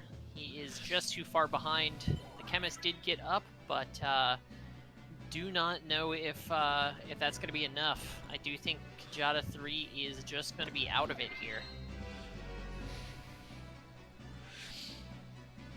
Chemist's going to go right back down.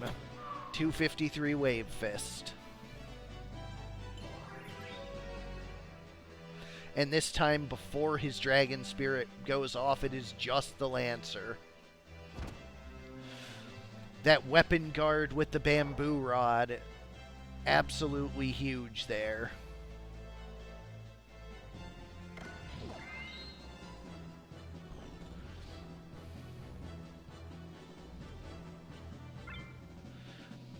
Full heal for the night. 330 repeating fists for near fatal. Doesn't quite finish it, but He does get a turn. He is going to put the monk back down. Well, the monk in quotes back down. But the knight's going to bring it right back up, and he is going to be able to finish him off in return. Should be just a moment here. pure support with the offensive ending. Piggy finishing off both matches that the team won. And that is going to be 2-1 for Sardek. Kjata 3 is eliminated.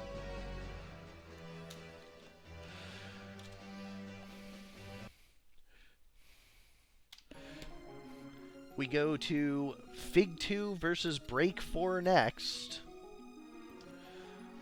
Cowabunga versus Waffle and Chicken.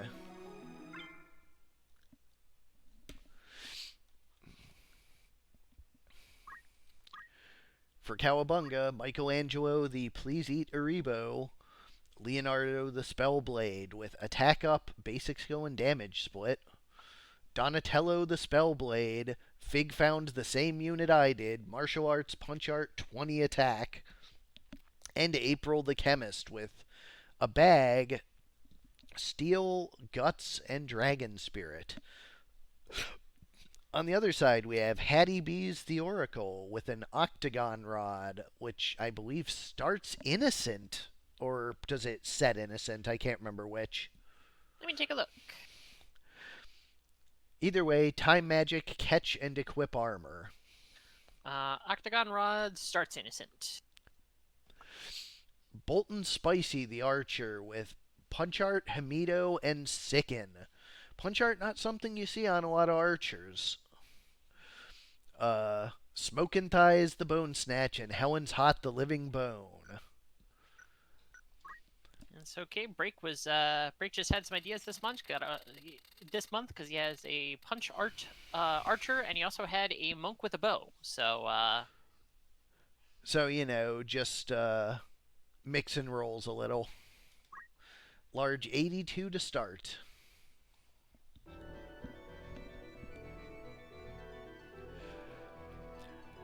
Worth noting that we have done 4 matches in about the same time it took the first match. Totally unrelated, I did post a delightful picture of my dog eating a french fry in the Colosseum chat. Cowabunga on the left in blue, and Waffle and Chicken on the right in, I think that's green. Archer getting an early shot, and Heartache strikes on the piggy to slow it down. Monsters funneling through the tunnel on the right there. I do think the team on the right sometimes is at a little bit of a disadvantage depending on the team on the left, just because they do bunch up in that tunnel. A Steelheart does miss on the near fatal Archer. Charging a spell should wear off Innocent should wear off just as the spell finishes.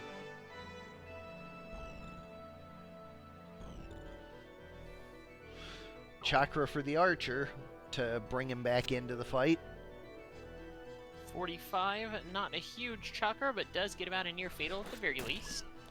Mid-charge lightning stab, that'll take care of that. Donnie with a double spin fist there drops the Skelly fairly low, and low enough for a power source to bring it the rest of the way down. Break already significantly on the back foot here, and that please eat certainly not helping matters.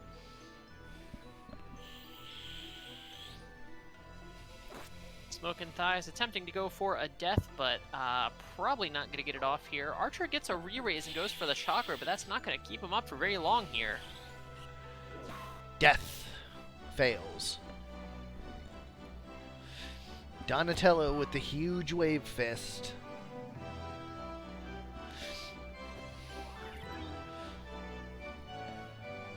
Power source again, Chemist being the anti-undead MVP here. That is a quick win for Fig 2 in game number 1. Yep. We go to small 97 for the second.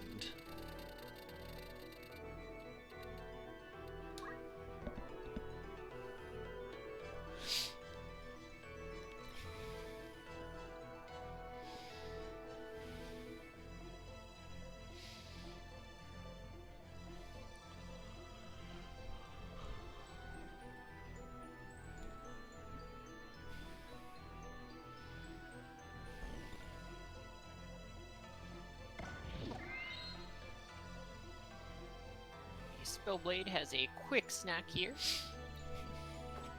That's exactly the unit that you want to see getting it, too. Heartache on the piggy again, but does not take this time.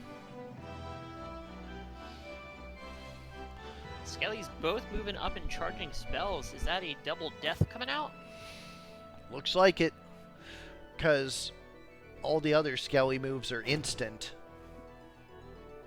Spin fist on both of them, and this will kill one of them. Does not get the revenge kill.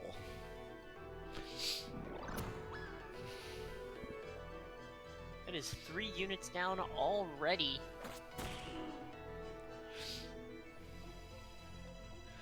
So it is just this Archer. And he is not gonna do it. Not enough damage coming out from that shot. Sicken certainly does help, but not nearly enough. That is way too slow.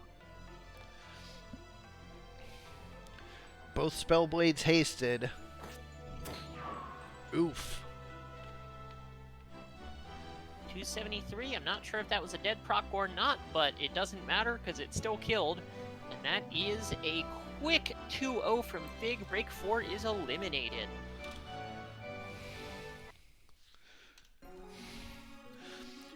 We go now to Ara 2 versus Sardek 3, A Mighty Breeze versus Beef.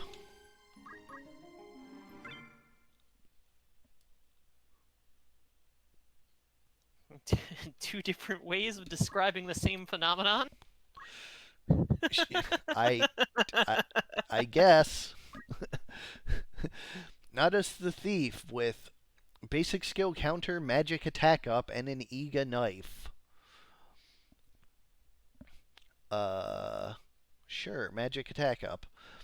Zephyrus the Ninja with Time Magic, Hamido, and Overflow.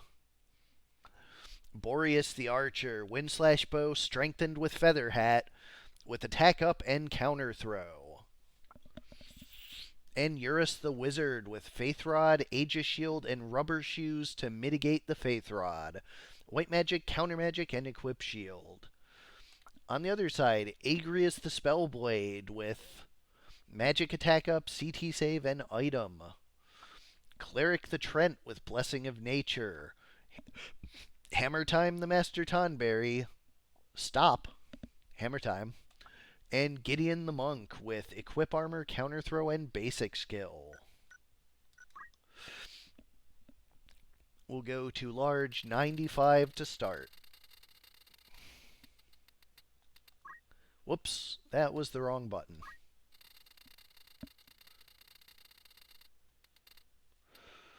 $95. Okay.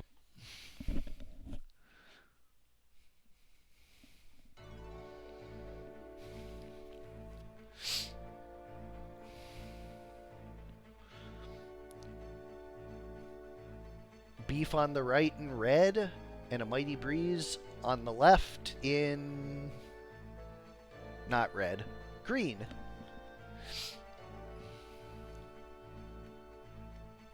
Ninja starting a haste 2, but several units moving out of it here.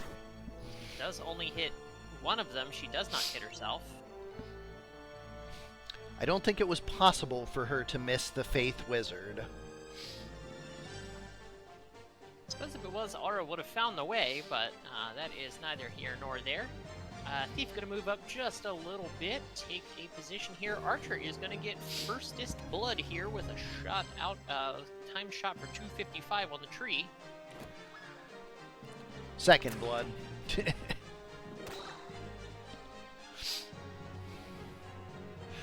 There's a holy explosion, but it misses the wizard.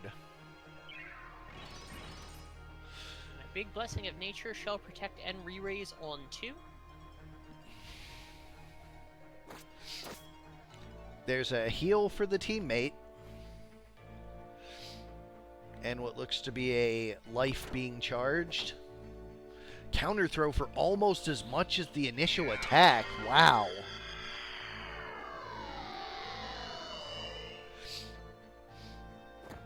Well, that didn't help much. Nope. Thief goes right back down under the assault of those monk punches. I keep trying to say munch punk, and that's not correct. Ninja stopped out of position. There's another holy explosion, guarded once more. Big heal for the monk. Does heal the ninja as well, but the ninja not extremely sturdy, so the healing going to be a little bit less relevant. That time strike comes out immediately, but does not hit.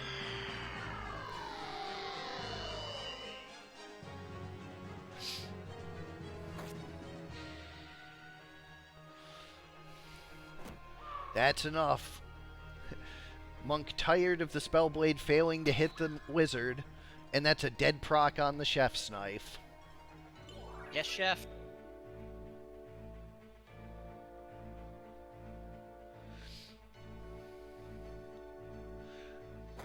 $108 on the monk, and a proc. 181 just short of the kill. That sure wasn't just short, though. That's a big time strike. This archer definitely really liking the time strikes this match. Leaf Dance finishes off the thief, and now it's a 3-on-1. Monk goes down, but there's the Shadow Stitch. The Master Tonberry, the undisputed champion of duels.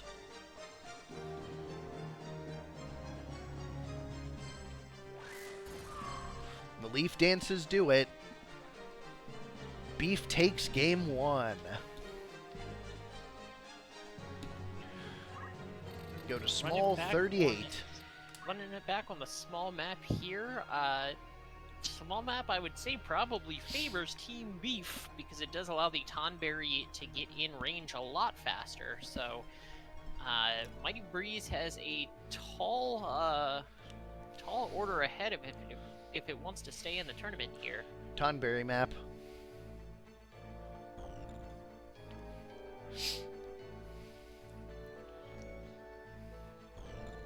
Starting the spell and then everybody just running out of it. Does get the wizard this time, though. Oh wait, the wizard was the one it couldn't miss.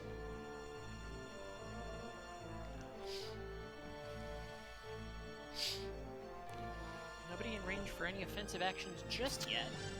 But the thief certainly is now. Jumps all the way up the building, gets a proc from the knife immediately, doing decent damage to the Tonberry, but the thief is in a rough spot here. Ninja is going to move up and do a lot of damage in return. Does eat a meat bone slash and goes down to it immediately.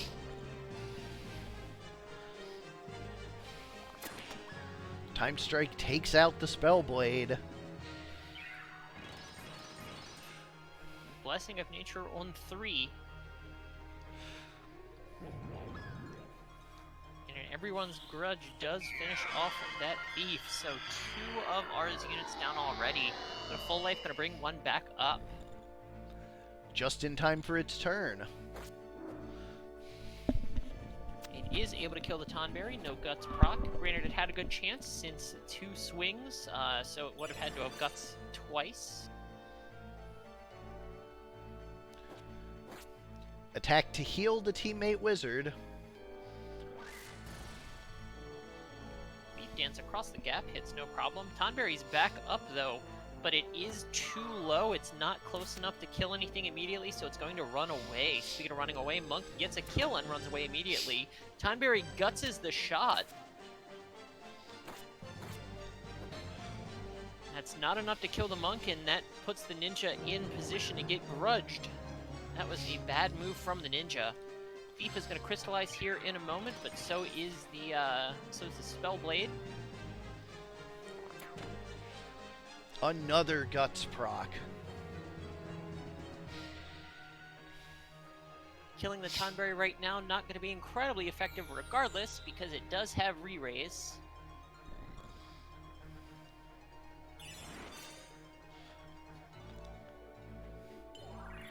Power source on the Spellblade. She should be able to do that as well for the Tonberry. The entire team is re-raised, so not too sure what this Wizard and Archer are going to be able to do for themselves here. Guts number 3.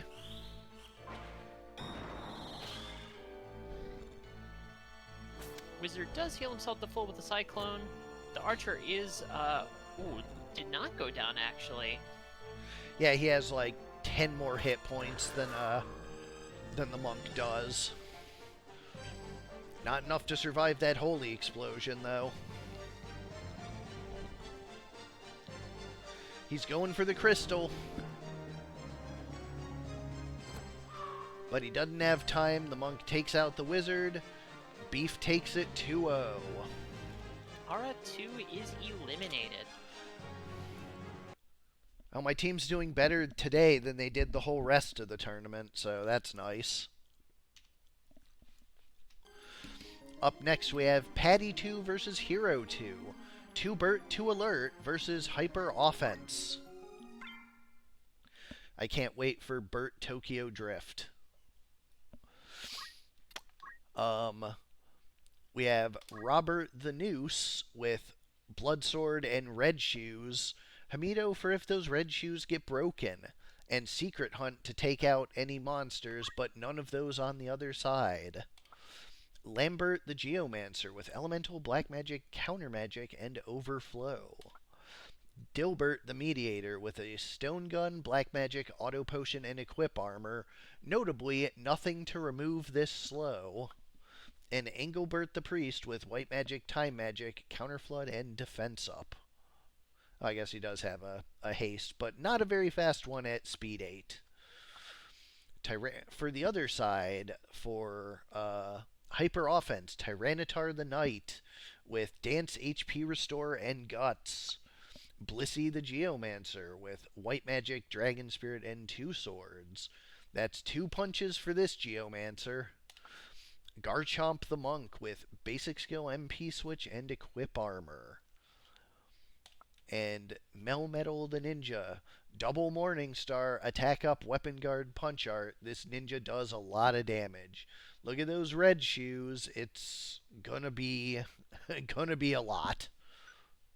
Paddy's got a rough matchup here. Hero to a truly terrifying team, definitely living up to its name. Despite being in loser's bracket, did have a little bit of a rough matchup in the first round of the winners. But woof, it puts up some numbers. Yeah. I mean, it's kind of like great value brand Fig 1.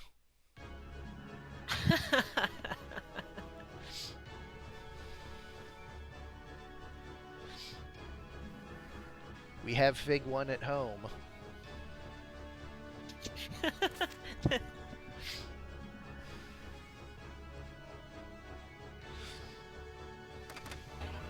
Robbie moving up, but not able to get in range to do anything just yet. And here comes the dancing. The dance is doing a little bit of damage, and that chip damage makes it all the more likely that the other members of the team will get kills. Oh, but a confusion on the monk. It is a rough start. Paddy's Burt's in yellow on the top, and Hero's Hyper Offense in purple on the bottom. And we have a auto potion for the dancer.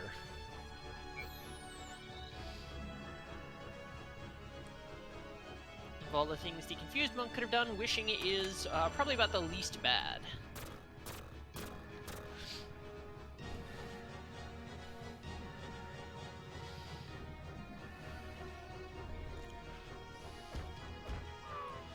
.288 takes out the first Burt.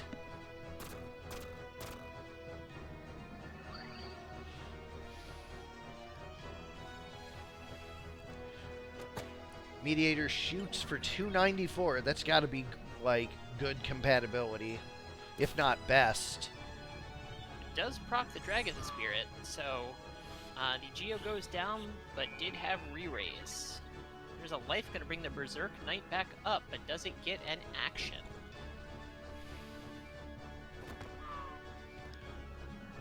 Alright, an Earth Slash across the gap. The confused monk still managing to do something useful there. Misses.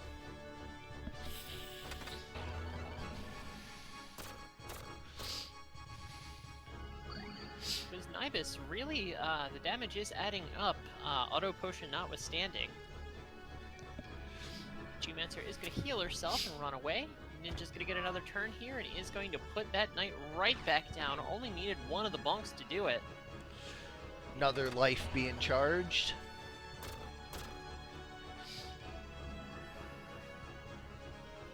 Mediator is plenty healthy with the auto potions, but the priest is getting a little lower. Another 294 shot against the Geo does go down, and no re-raise up this time. Secret Fist for the ninja,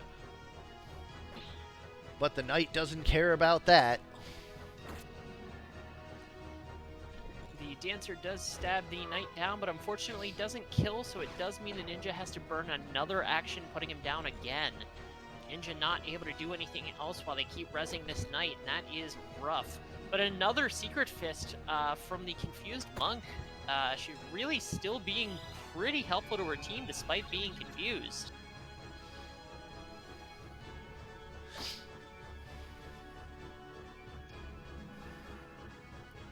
The Bloodsword Berserker, pretty scary in its own right, doing good damage and healing a hell of a lot. Priest is very low. It is death sentenced, but likely not going to be relevant because another hit or two from Wiz Nibus will kill it. 2 hits, yeah, 60 HP, so it is going to opt to res here.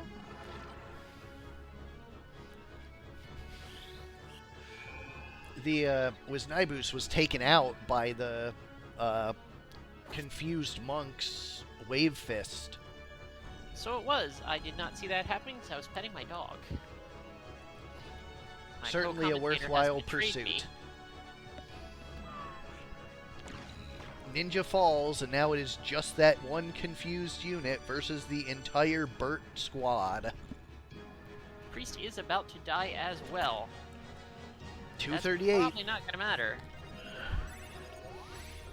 MP switch stops the kill. Earth Slash gets a kill. Knight re-raises and goes for the kill again himself. And dies himself because of the Bloodsword Undead reverse. Brutal. Oh, but Hell Ivy, stop! It looked like it was turning around against the Burts, but that Hell Ivy stop just saved the squad. And then the Mediator getting up with a re-raise, re-raising itself again, and getting a crystal immediately. Wow! That was a little bit of an emotional roller coaster there. Game 1 goes to the Burts. So what happened to the Knight is that Bloodsword attacking an undead reverses. So it healed the undead, which caused it to hurt itself. It was Burt's undead, but it was berserked, so it made the attack anyways.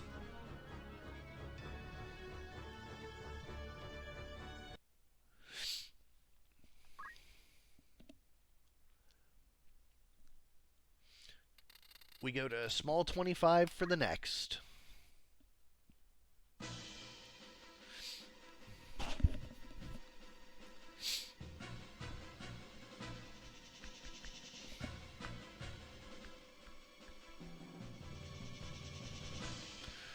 Yeah, Berserk Bloodsword Knight's pretty cool, except when your opponent is full of undeads, then not great. Hero on the right and the Burts on the left. Wave Fist dropping that Mediator low real quick could be relevant. Oh, and the Knight damaging itself again. This is a really rough start for the Burts. That Mediator put up massive numbers with the gun last round, so it being low this early does not bode well for Paddy. Although getting to do a rejuve here is pretty nice. Mjolnir stops the Dancer, that's huge.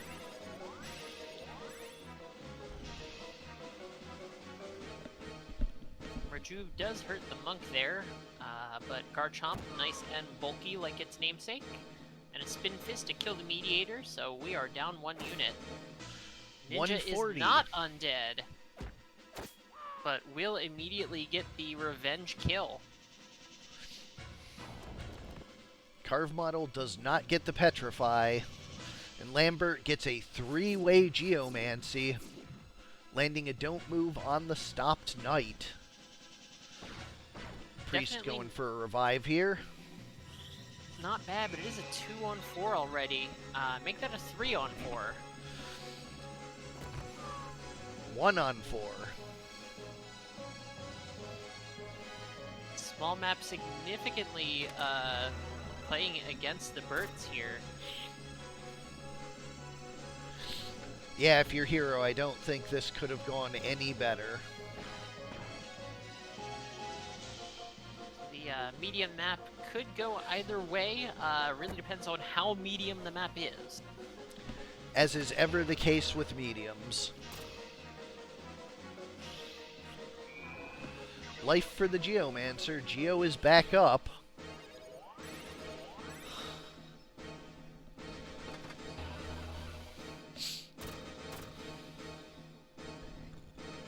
With this Wisnibus not for too long. Ninja opts to run around the wall and finish off the Geo, rather than just killing the Priest. This Wisnibus will finish the Priest, which explains why. I don't think Berserk AI considers for that, but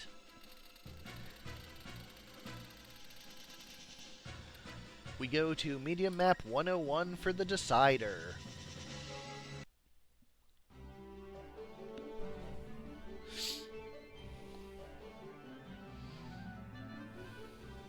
Alrighty, and this map is extra medium.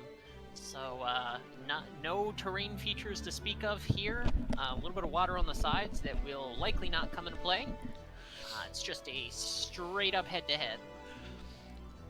The Geomancer can step in and get Water Ball for Frog.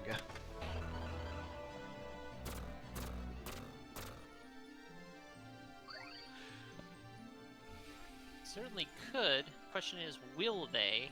Although I guess Carved Model's just better. Yeah, Carved Model and Frog, though, or Carved Model and Water Ball, both very deadly.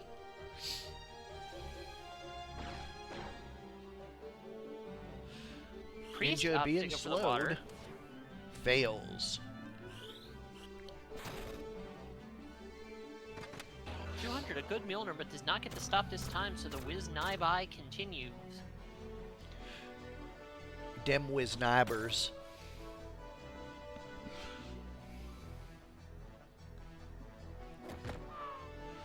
Oof.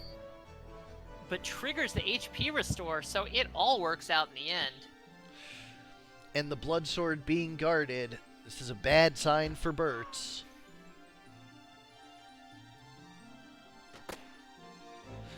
And the gunshot is MP switched. Everything is coming up hero. Birds were not alert enough this time. Though I was very happy to see game one from them. A good showing there. Glad we got that. Absolutely. Wave Fist drops the Mediator low. It does auto potion, but it's not going to do much here. This ninja will finish it because it does. Oh, holy shit, that's a big crit. And that'll do it. Paddy 2 is eliminated. Hero 2 moves on.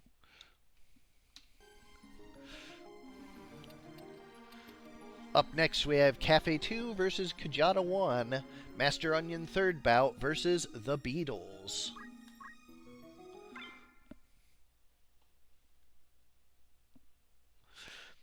Kjata was laughing in the chat last time about how shitty the Beatles were. His own team. He's like, wow, my team sucks. For Kaffe 2, Kick Punch, it's all in your mime. We have Lancer with HP Restore, Guts, and Punch Art.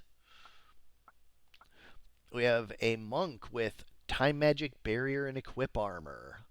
Lots of status protection between the Genji helmet and the Enkai armlet. Bard with Auto Potion, Throw Item, and Item with Angel Ring. And, of course, the obligatory Mime. For the Beatles, we have Squire. John Lennon with Gastrophytus, Item, Throw Item, and HP Restore. Paul McCartney with Lava Bolt, Sing, Regenerator, and Defense Up. George Harrison with Excalibur, Attack Up, Critical Quick, and Sword Magic. And Ringo Starr with a pair of Blood Swords, Hamido, and Time Magic. Also, the Dracula Mantle to strengthen those Blood Swords, and the Small Mantle to strengthen the Lava Bolt. We go to Large Map 106 to start.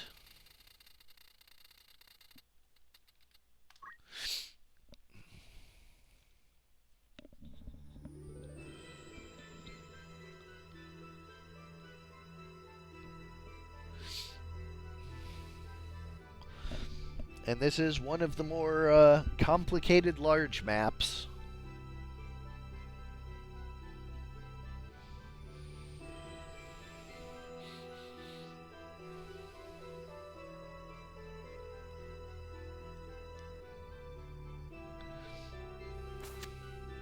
Just as in real life, all the Beatles look pretty much exactly the same.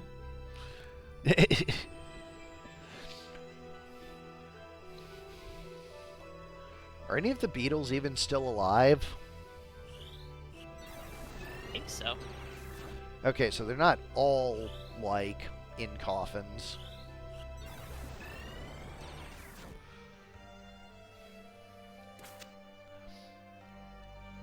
They were big, what, 50 years ago? So yeah, I could see them still being around. I don't follow your grandpa music. Battle song with a double land and on the right targets as well. But they double quick from the last song. We saw how effective last songs can be last night.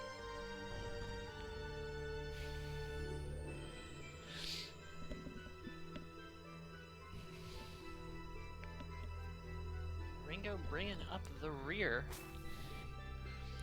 Which is pretty typical, the drummer being back on the back end of the stage.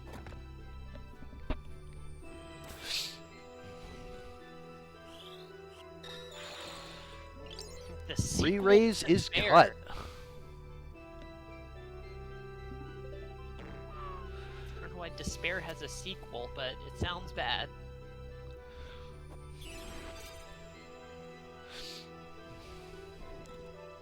There's a Phoenix down and a throw stone, but you can't knock him off into the pit, unfortunately. It'd be pretty cool if you could. Should absolutely be allowed. Foomp, you're dead. That was a feature in some NIS games. Nippon Ichi putting out, Disgaea, Phantom Brave, etc., etc. And yeah, throwing stuff out of the map was in fact an option in some games. Stasis Sword across the gap for 204. It's a pretty big hit. I don't remember the Beatles using Stasis Sword.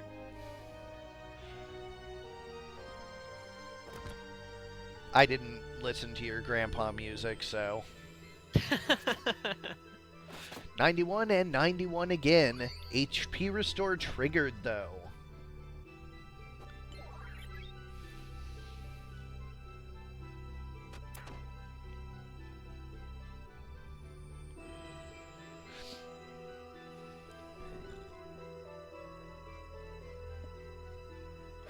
Stasis Sword finishes off the Bard, and it is the Lancer and the Monk remaining.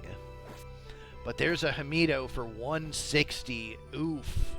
Huge hit there. 142 triggers the HP restore, though, and the Lancer still kicking.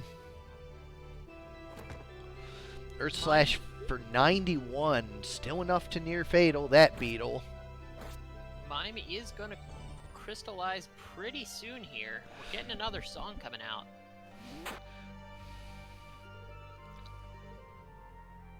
George Harrison, well known for his pain tolerance, I guess.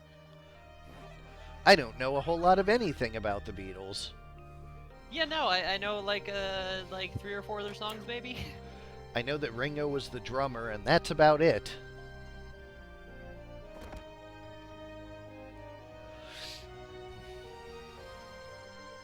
They were, of course, a little before my time. Not that I'm that much younger than you, but beyond that, my parents didn't really listen to them much either. My parents listened, well, especially my mom listened to a bunch of metal and stuff like that. So, I was much more exposed to a bunch of hair metal bands than I was the Beatles.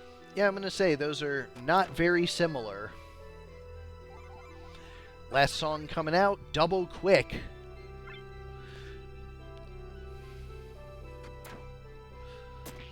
Double hit crossbow, and there it is. The Beatles take game 1. And take it pretty handily at that. They sure do.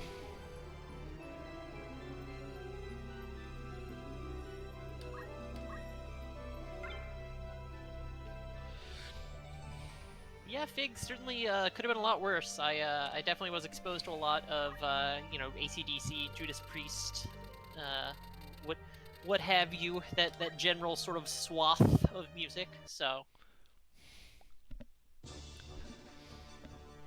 Small map 94 coming up next.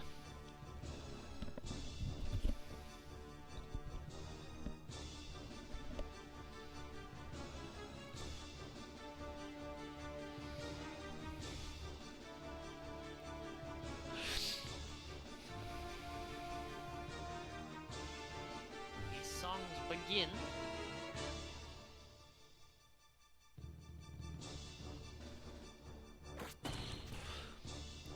Stasis Sword to begin. Mid-charge, but still only hitting 153. 2 stabs, though, and the crit did not knock back because of the step there, so was able to finish him off. And a Hamido onto the Monk. That Squire is popping off here. Really strong start for the Beatles here. But missed the song. Mime goes down. Gets revived immediately.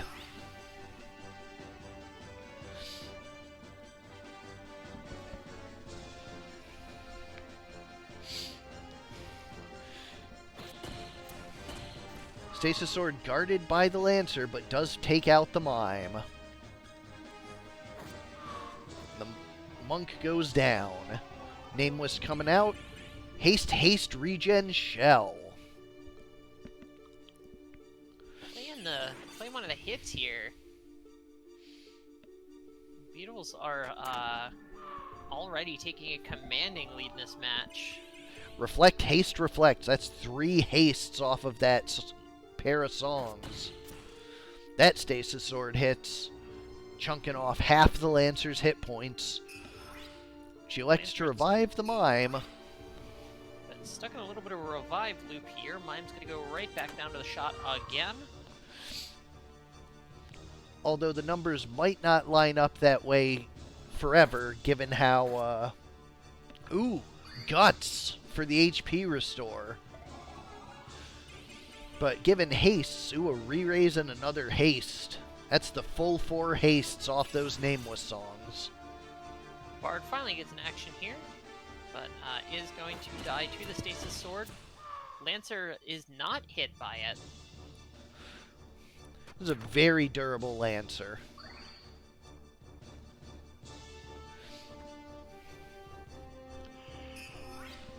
The res loop continues. Regen, protect, and reflect.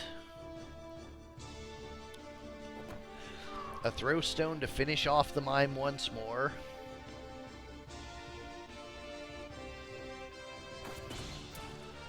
This Stasis Sword lands stop. That's huge. That'll prevent the HP restores.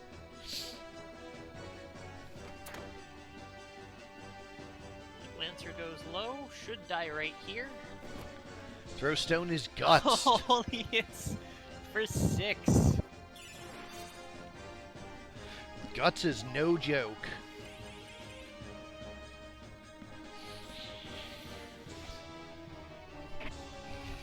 Stop singing and kill them. Stasis Sword does its job. It's just the Bard. Does have re-raise, but that re-raise does not matter.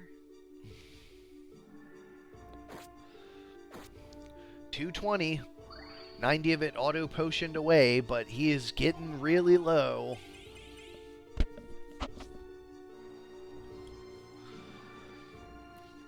Phoenix down for the Mime once more. Lennon misses. But Ringo doesn't. Bard is down, it is just the Mime, and that Mime will not be reviving anybody.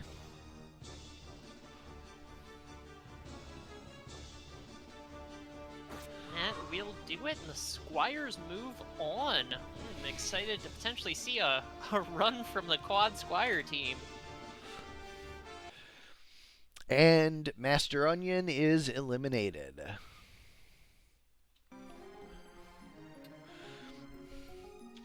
We go now to Simmon 4 versus Sardek 2, Meta Sampler versus Return of Backyard Barbecue.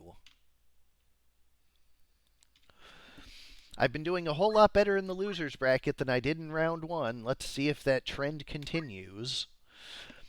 For Meta Sampler, we have Nuki the Wizard with Robe of Lords, Absorb used MP, half of MP, and Item to go with her Black Magic.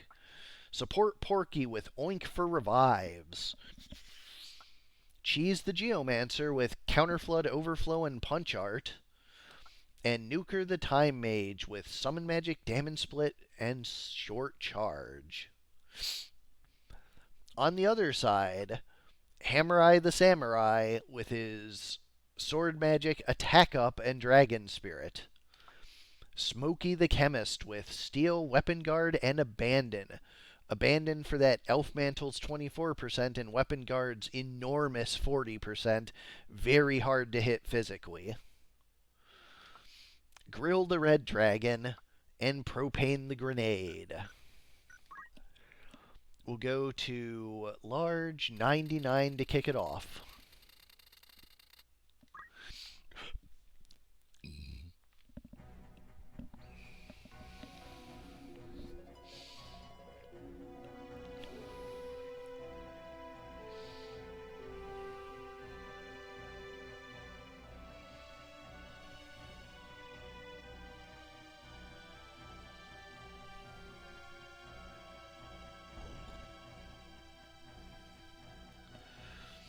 Backyard Barbecue on the right, and Meta Sampler on the left.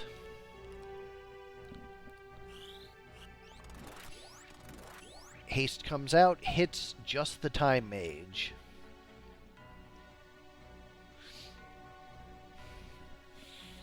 Team coming around the corner now.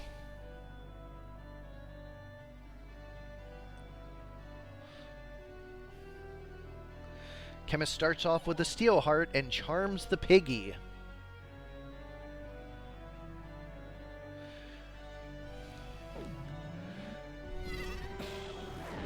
Odin hits the Chemist, but it's guarded.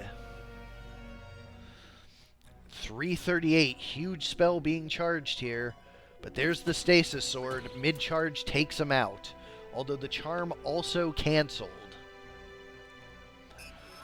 Definitely a net positive there, even with the charm being canceled. Dragon taking a little extra time to move up. A nose breath on the Samurai, and it lands. That could be huge. The charm going both ways. Chemist just whacks down the wizard. Triple Flame coming out. Miss, miss. That's a hit. Takes out the Piggy. Dragon advances. Samurai with Night Sword makes quick work of that priest, or chemist. Revive for the pig, although it is still low. And Fairy for the wizard.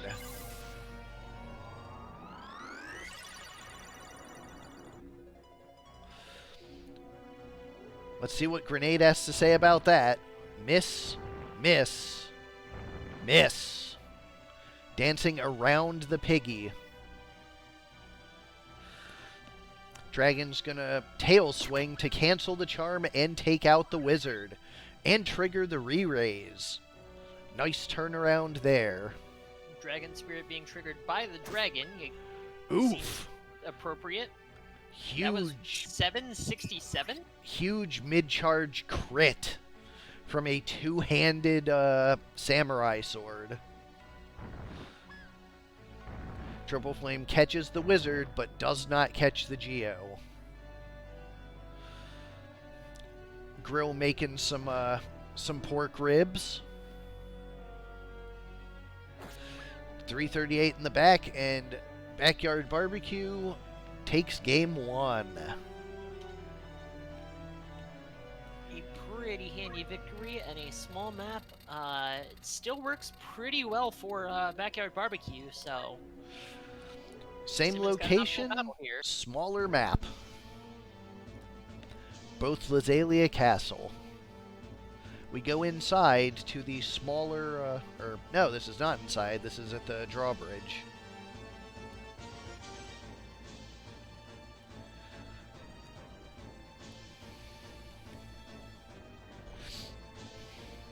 Pig advances. So does Chemist. And charms it right out of the gate once more.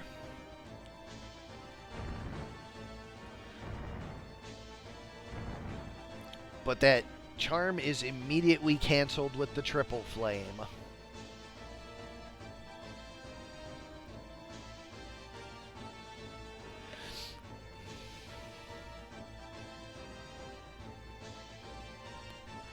Dragon advances, Dragon Breath for 169, guarded.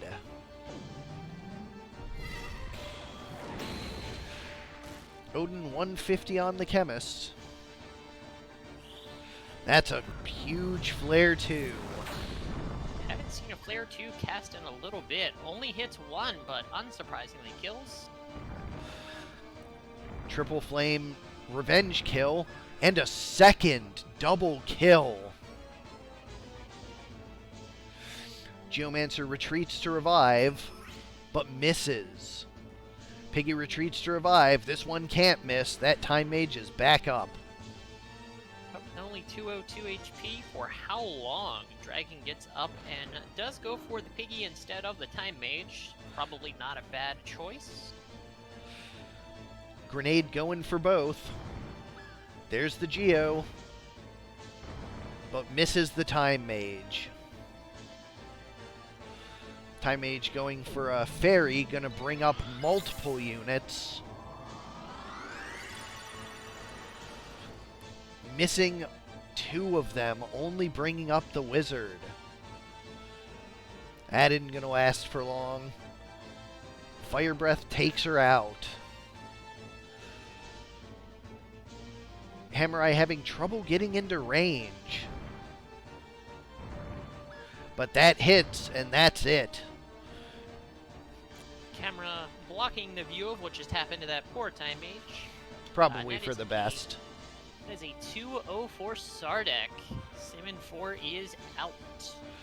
After losing all three of my first matches, I somehow managed to make it out of tonight without losing a team.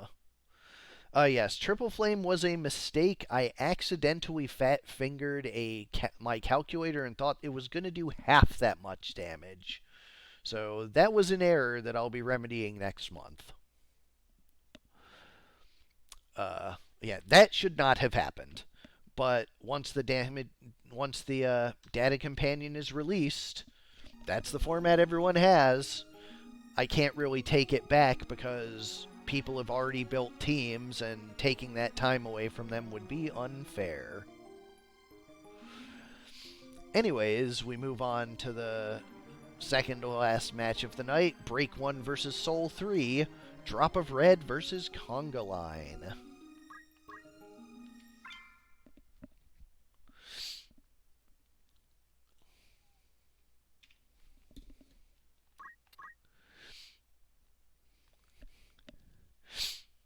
Break 1's Drop of Red, we have Digidestin the Summoner with Summon Magic, Time Magic, Catch, and Short Charge. Zion the Red Dragon, Lennox the Explosive, and Robin the Knight with Punch Art, HP Restore, and Sicken.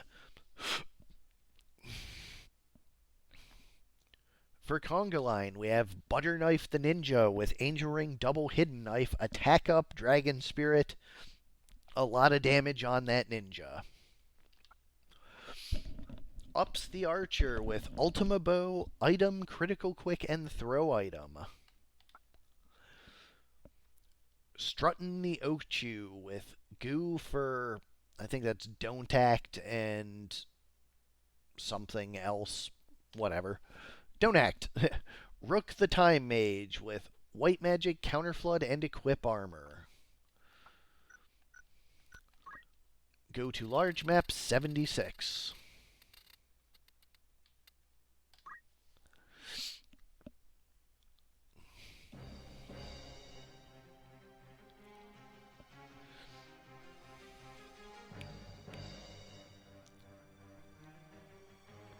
What is a TF, Fig?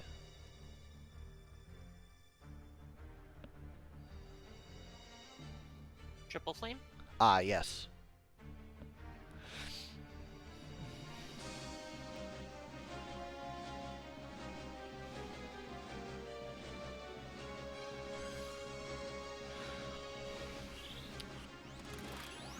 We have Conga Line in green on the left and Drop of Red in, of course, red on the right.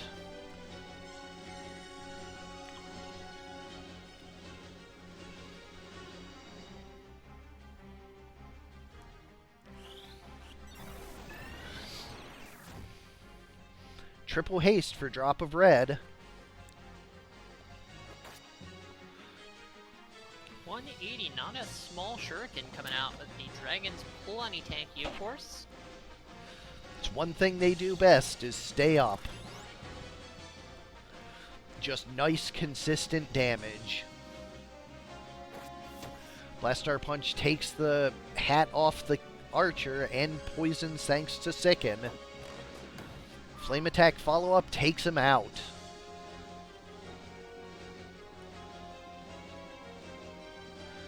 Big summon being charged there.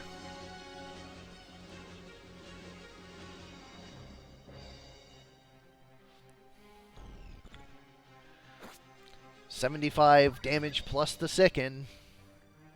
Does proc the Dragon Spirit, though, so Butterknife is going to be able to get back up, and he is going to move up to take... Oh, doesn't take the Summoner out because of the crit. Unfortunate.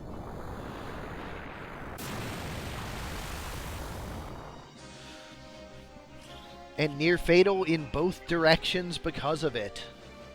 Fortunately, the ninja able to get away far enough that it... Oh, Petrify and Confusion. That's a huge bad breath.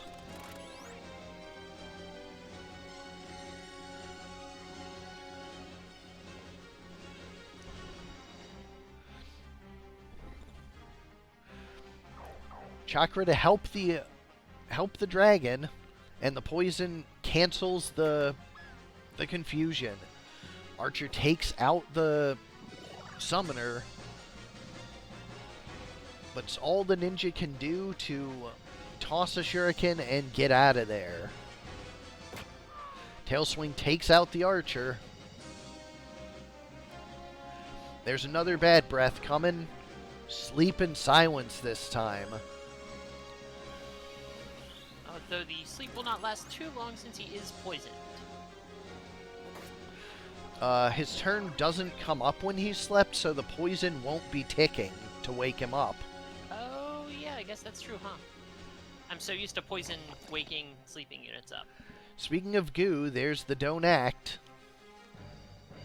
That poor knight is in a state. 208 counter flood for only 26. But a flash heal for the ninja brings him back into the fight, and he's going to go after that dragon. Easily handled. Tentacle for the wake up, 203, a big hit. The knight being don't acted and silenced and poisoned, he is just having a rough time. That's what Malboros do. Sometimes. Sometimes they just use Tentacle and do nothing. Sol takes game 1.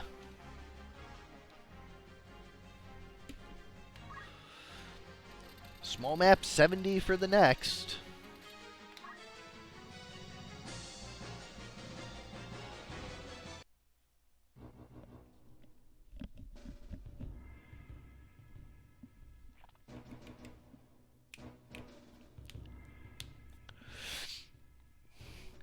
Morble might be in a pretty good place here, too. It won't be so much of a cluster up, but they all start in pretty close quarters. Ninja getting us started off. And early? Oh, and hops on the Morble's head to get the high ground. Using the monsters to his advantage.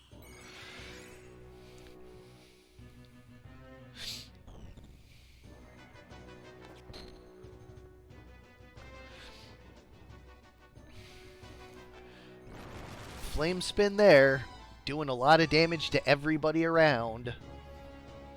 The fire breath to finish off the ninja.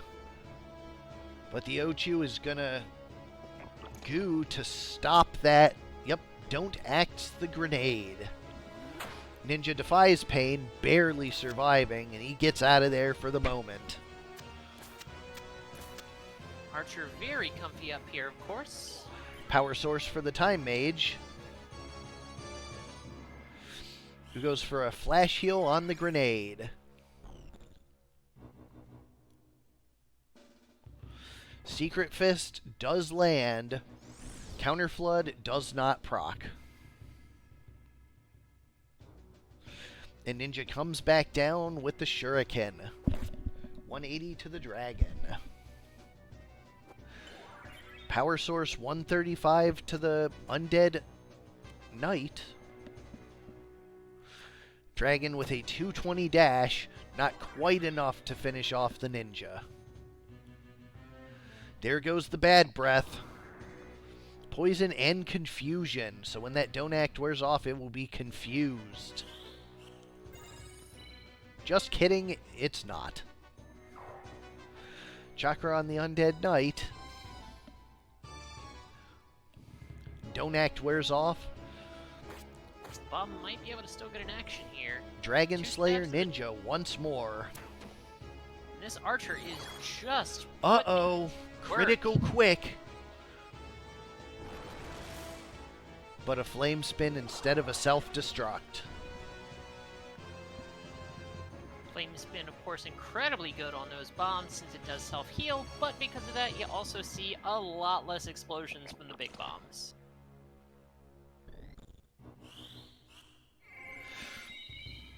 Re-raise cast just in time. The death sentence about to tick off.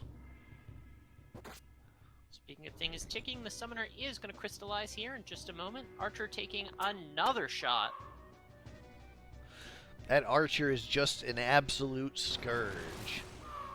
He would have been able to get to the high ground regardless, but being able to hop off the Morble's head and get there first turn has just proven incredibly strong.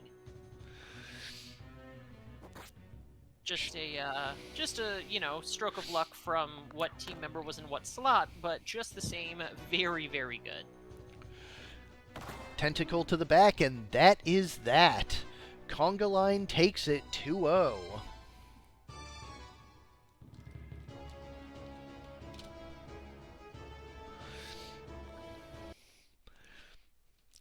And then we go to the final match of the night. Jumza versus Simmon 2. Heavy Metals versus Sinchi.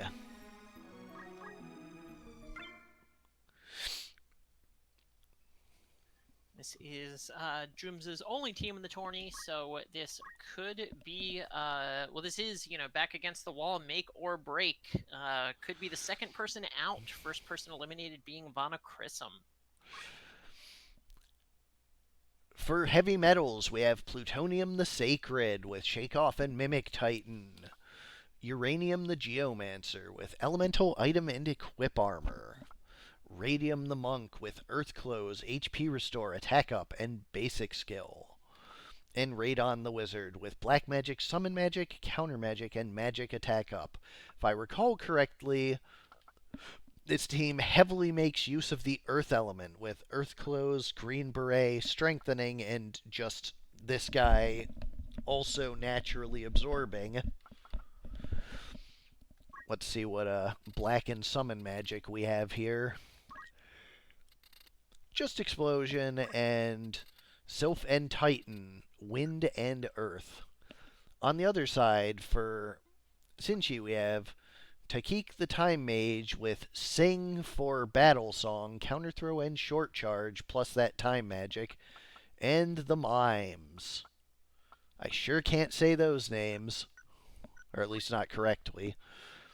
We'll start off large 115.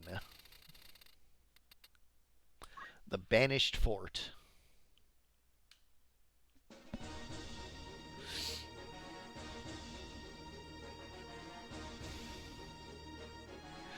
I don't even know what that is, Simmon.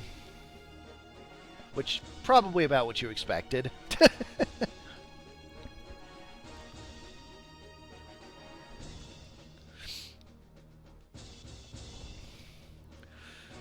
Plenty of time to get these battle songs off. But a teleport, a not commonly chosen action, will cut down on the time that those mimes get. Along with Fly, half of the team able to get in range very rapidly. Although, is that going to be wise? It does split the team up. 4, a bunch of battle songs coming out here. 2, 2, 2,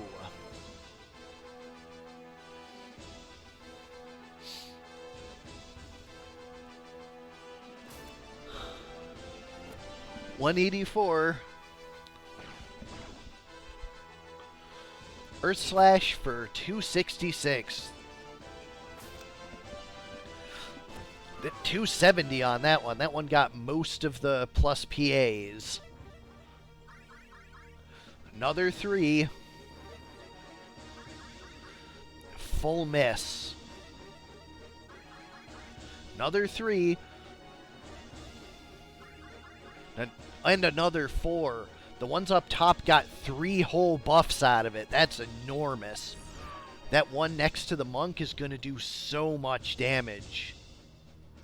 One's down. One's going to get blasted by that wizard in a second here. Sylph or Titan. Titan it is.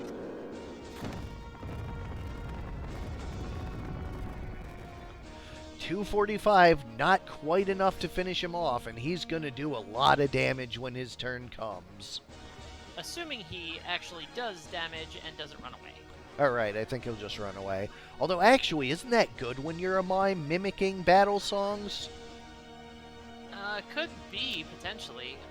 Although it does mean there's only one, well, 2, I guess, combat-ready units right now. Phoenix down for the monk. And wizard getting into place. Charging up a big spell. There's Mimic Titan to heal the teammates.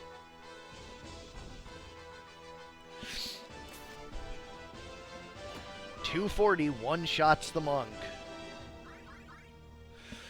Punches are getting out of control pretty quickly, but is it going to be enough to make a difference? Because the tempo is not in their favor currently. Sylph comes out, kills the singer, so it is now all up to these punchers. Hell Ivy takes out the small one. Another big spell being charged. Mimic Titan. 135. That spell's not going to go anywhere. 407 mid-charge. I do believe this kills. Not Not quite, quite. but this will. Heavy Metals takes game 1. Time Mage got back up, but that doesn't technically count. We do have that rule. And regardless, I don't think that Time Mage was going to make a difference. Yeah, due to coding issues that literally nobody in Hactics have been able to figure out, one team is allowed a chance to re-raise and the other isn't. Multiple people, including even Ziphany, have tried to solve it, but nobody has been able to. And Ziphany being the one who made the original arena patch, she'd be the one with the most knowledge of all of that. Berserk fails. Boy, that would have been a gross Berserk to start on the singer.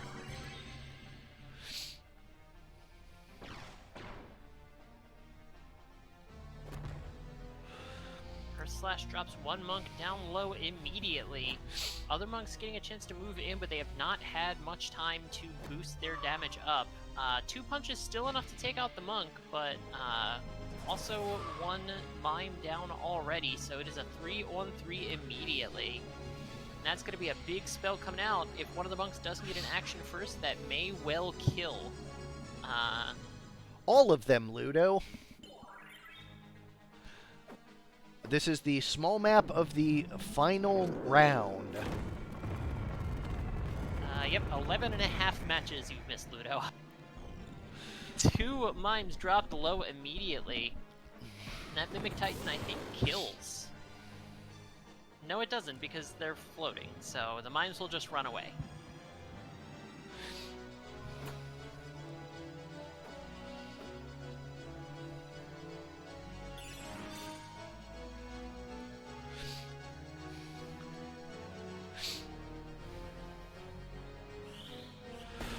Ludo, you might want to skip the first, like, 40 minutes. Oh, yeah, if you skip like 38 minutes in, you can get to just the final moments of round 1. Round 1 was 40 minutes long at 6x speed.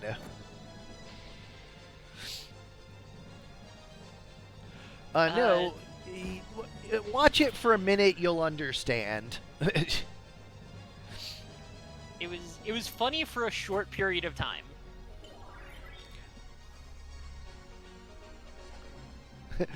What was really funny there was how we missed the axe bonk to heal the teammate for 13, followed by a disembowel to destroy them. So we do have a time age still up, but this time age does not have really much of anything in the way of offense, so...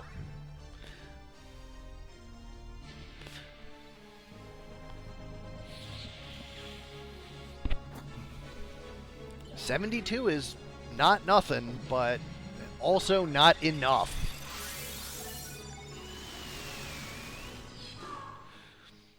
And that is that. Heavy Metals takes it 2-0, and Sinchi is eliminated.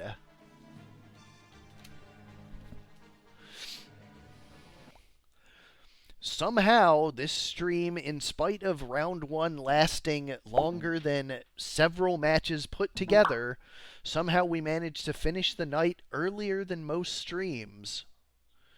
Imagine that. Sometimes it be like that. But anyways, thanks everyone for coming out and participating once more. And big thanks to Korremar for helping me out on comms once again. Absolutely. Happy to help as always. Good night, everybody. Tomorrow we'll be going back to the winners bracket, and I believe we should be able to do most of it. I think it's 16 matches, so we'll be doing the first 12 of them. So yeah, look forward to seeing the stronger teams vying for the undefeated spot. We'll see how those go, and I will see you all tomorrow night.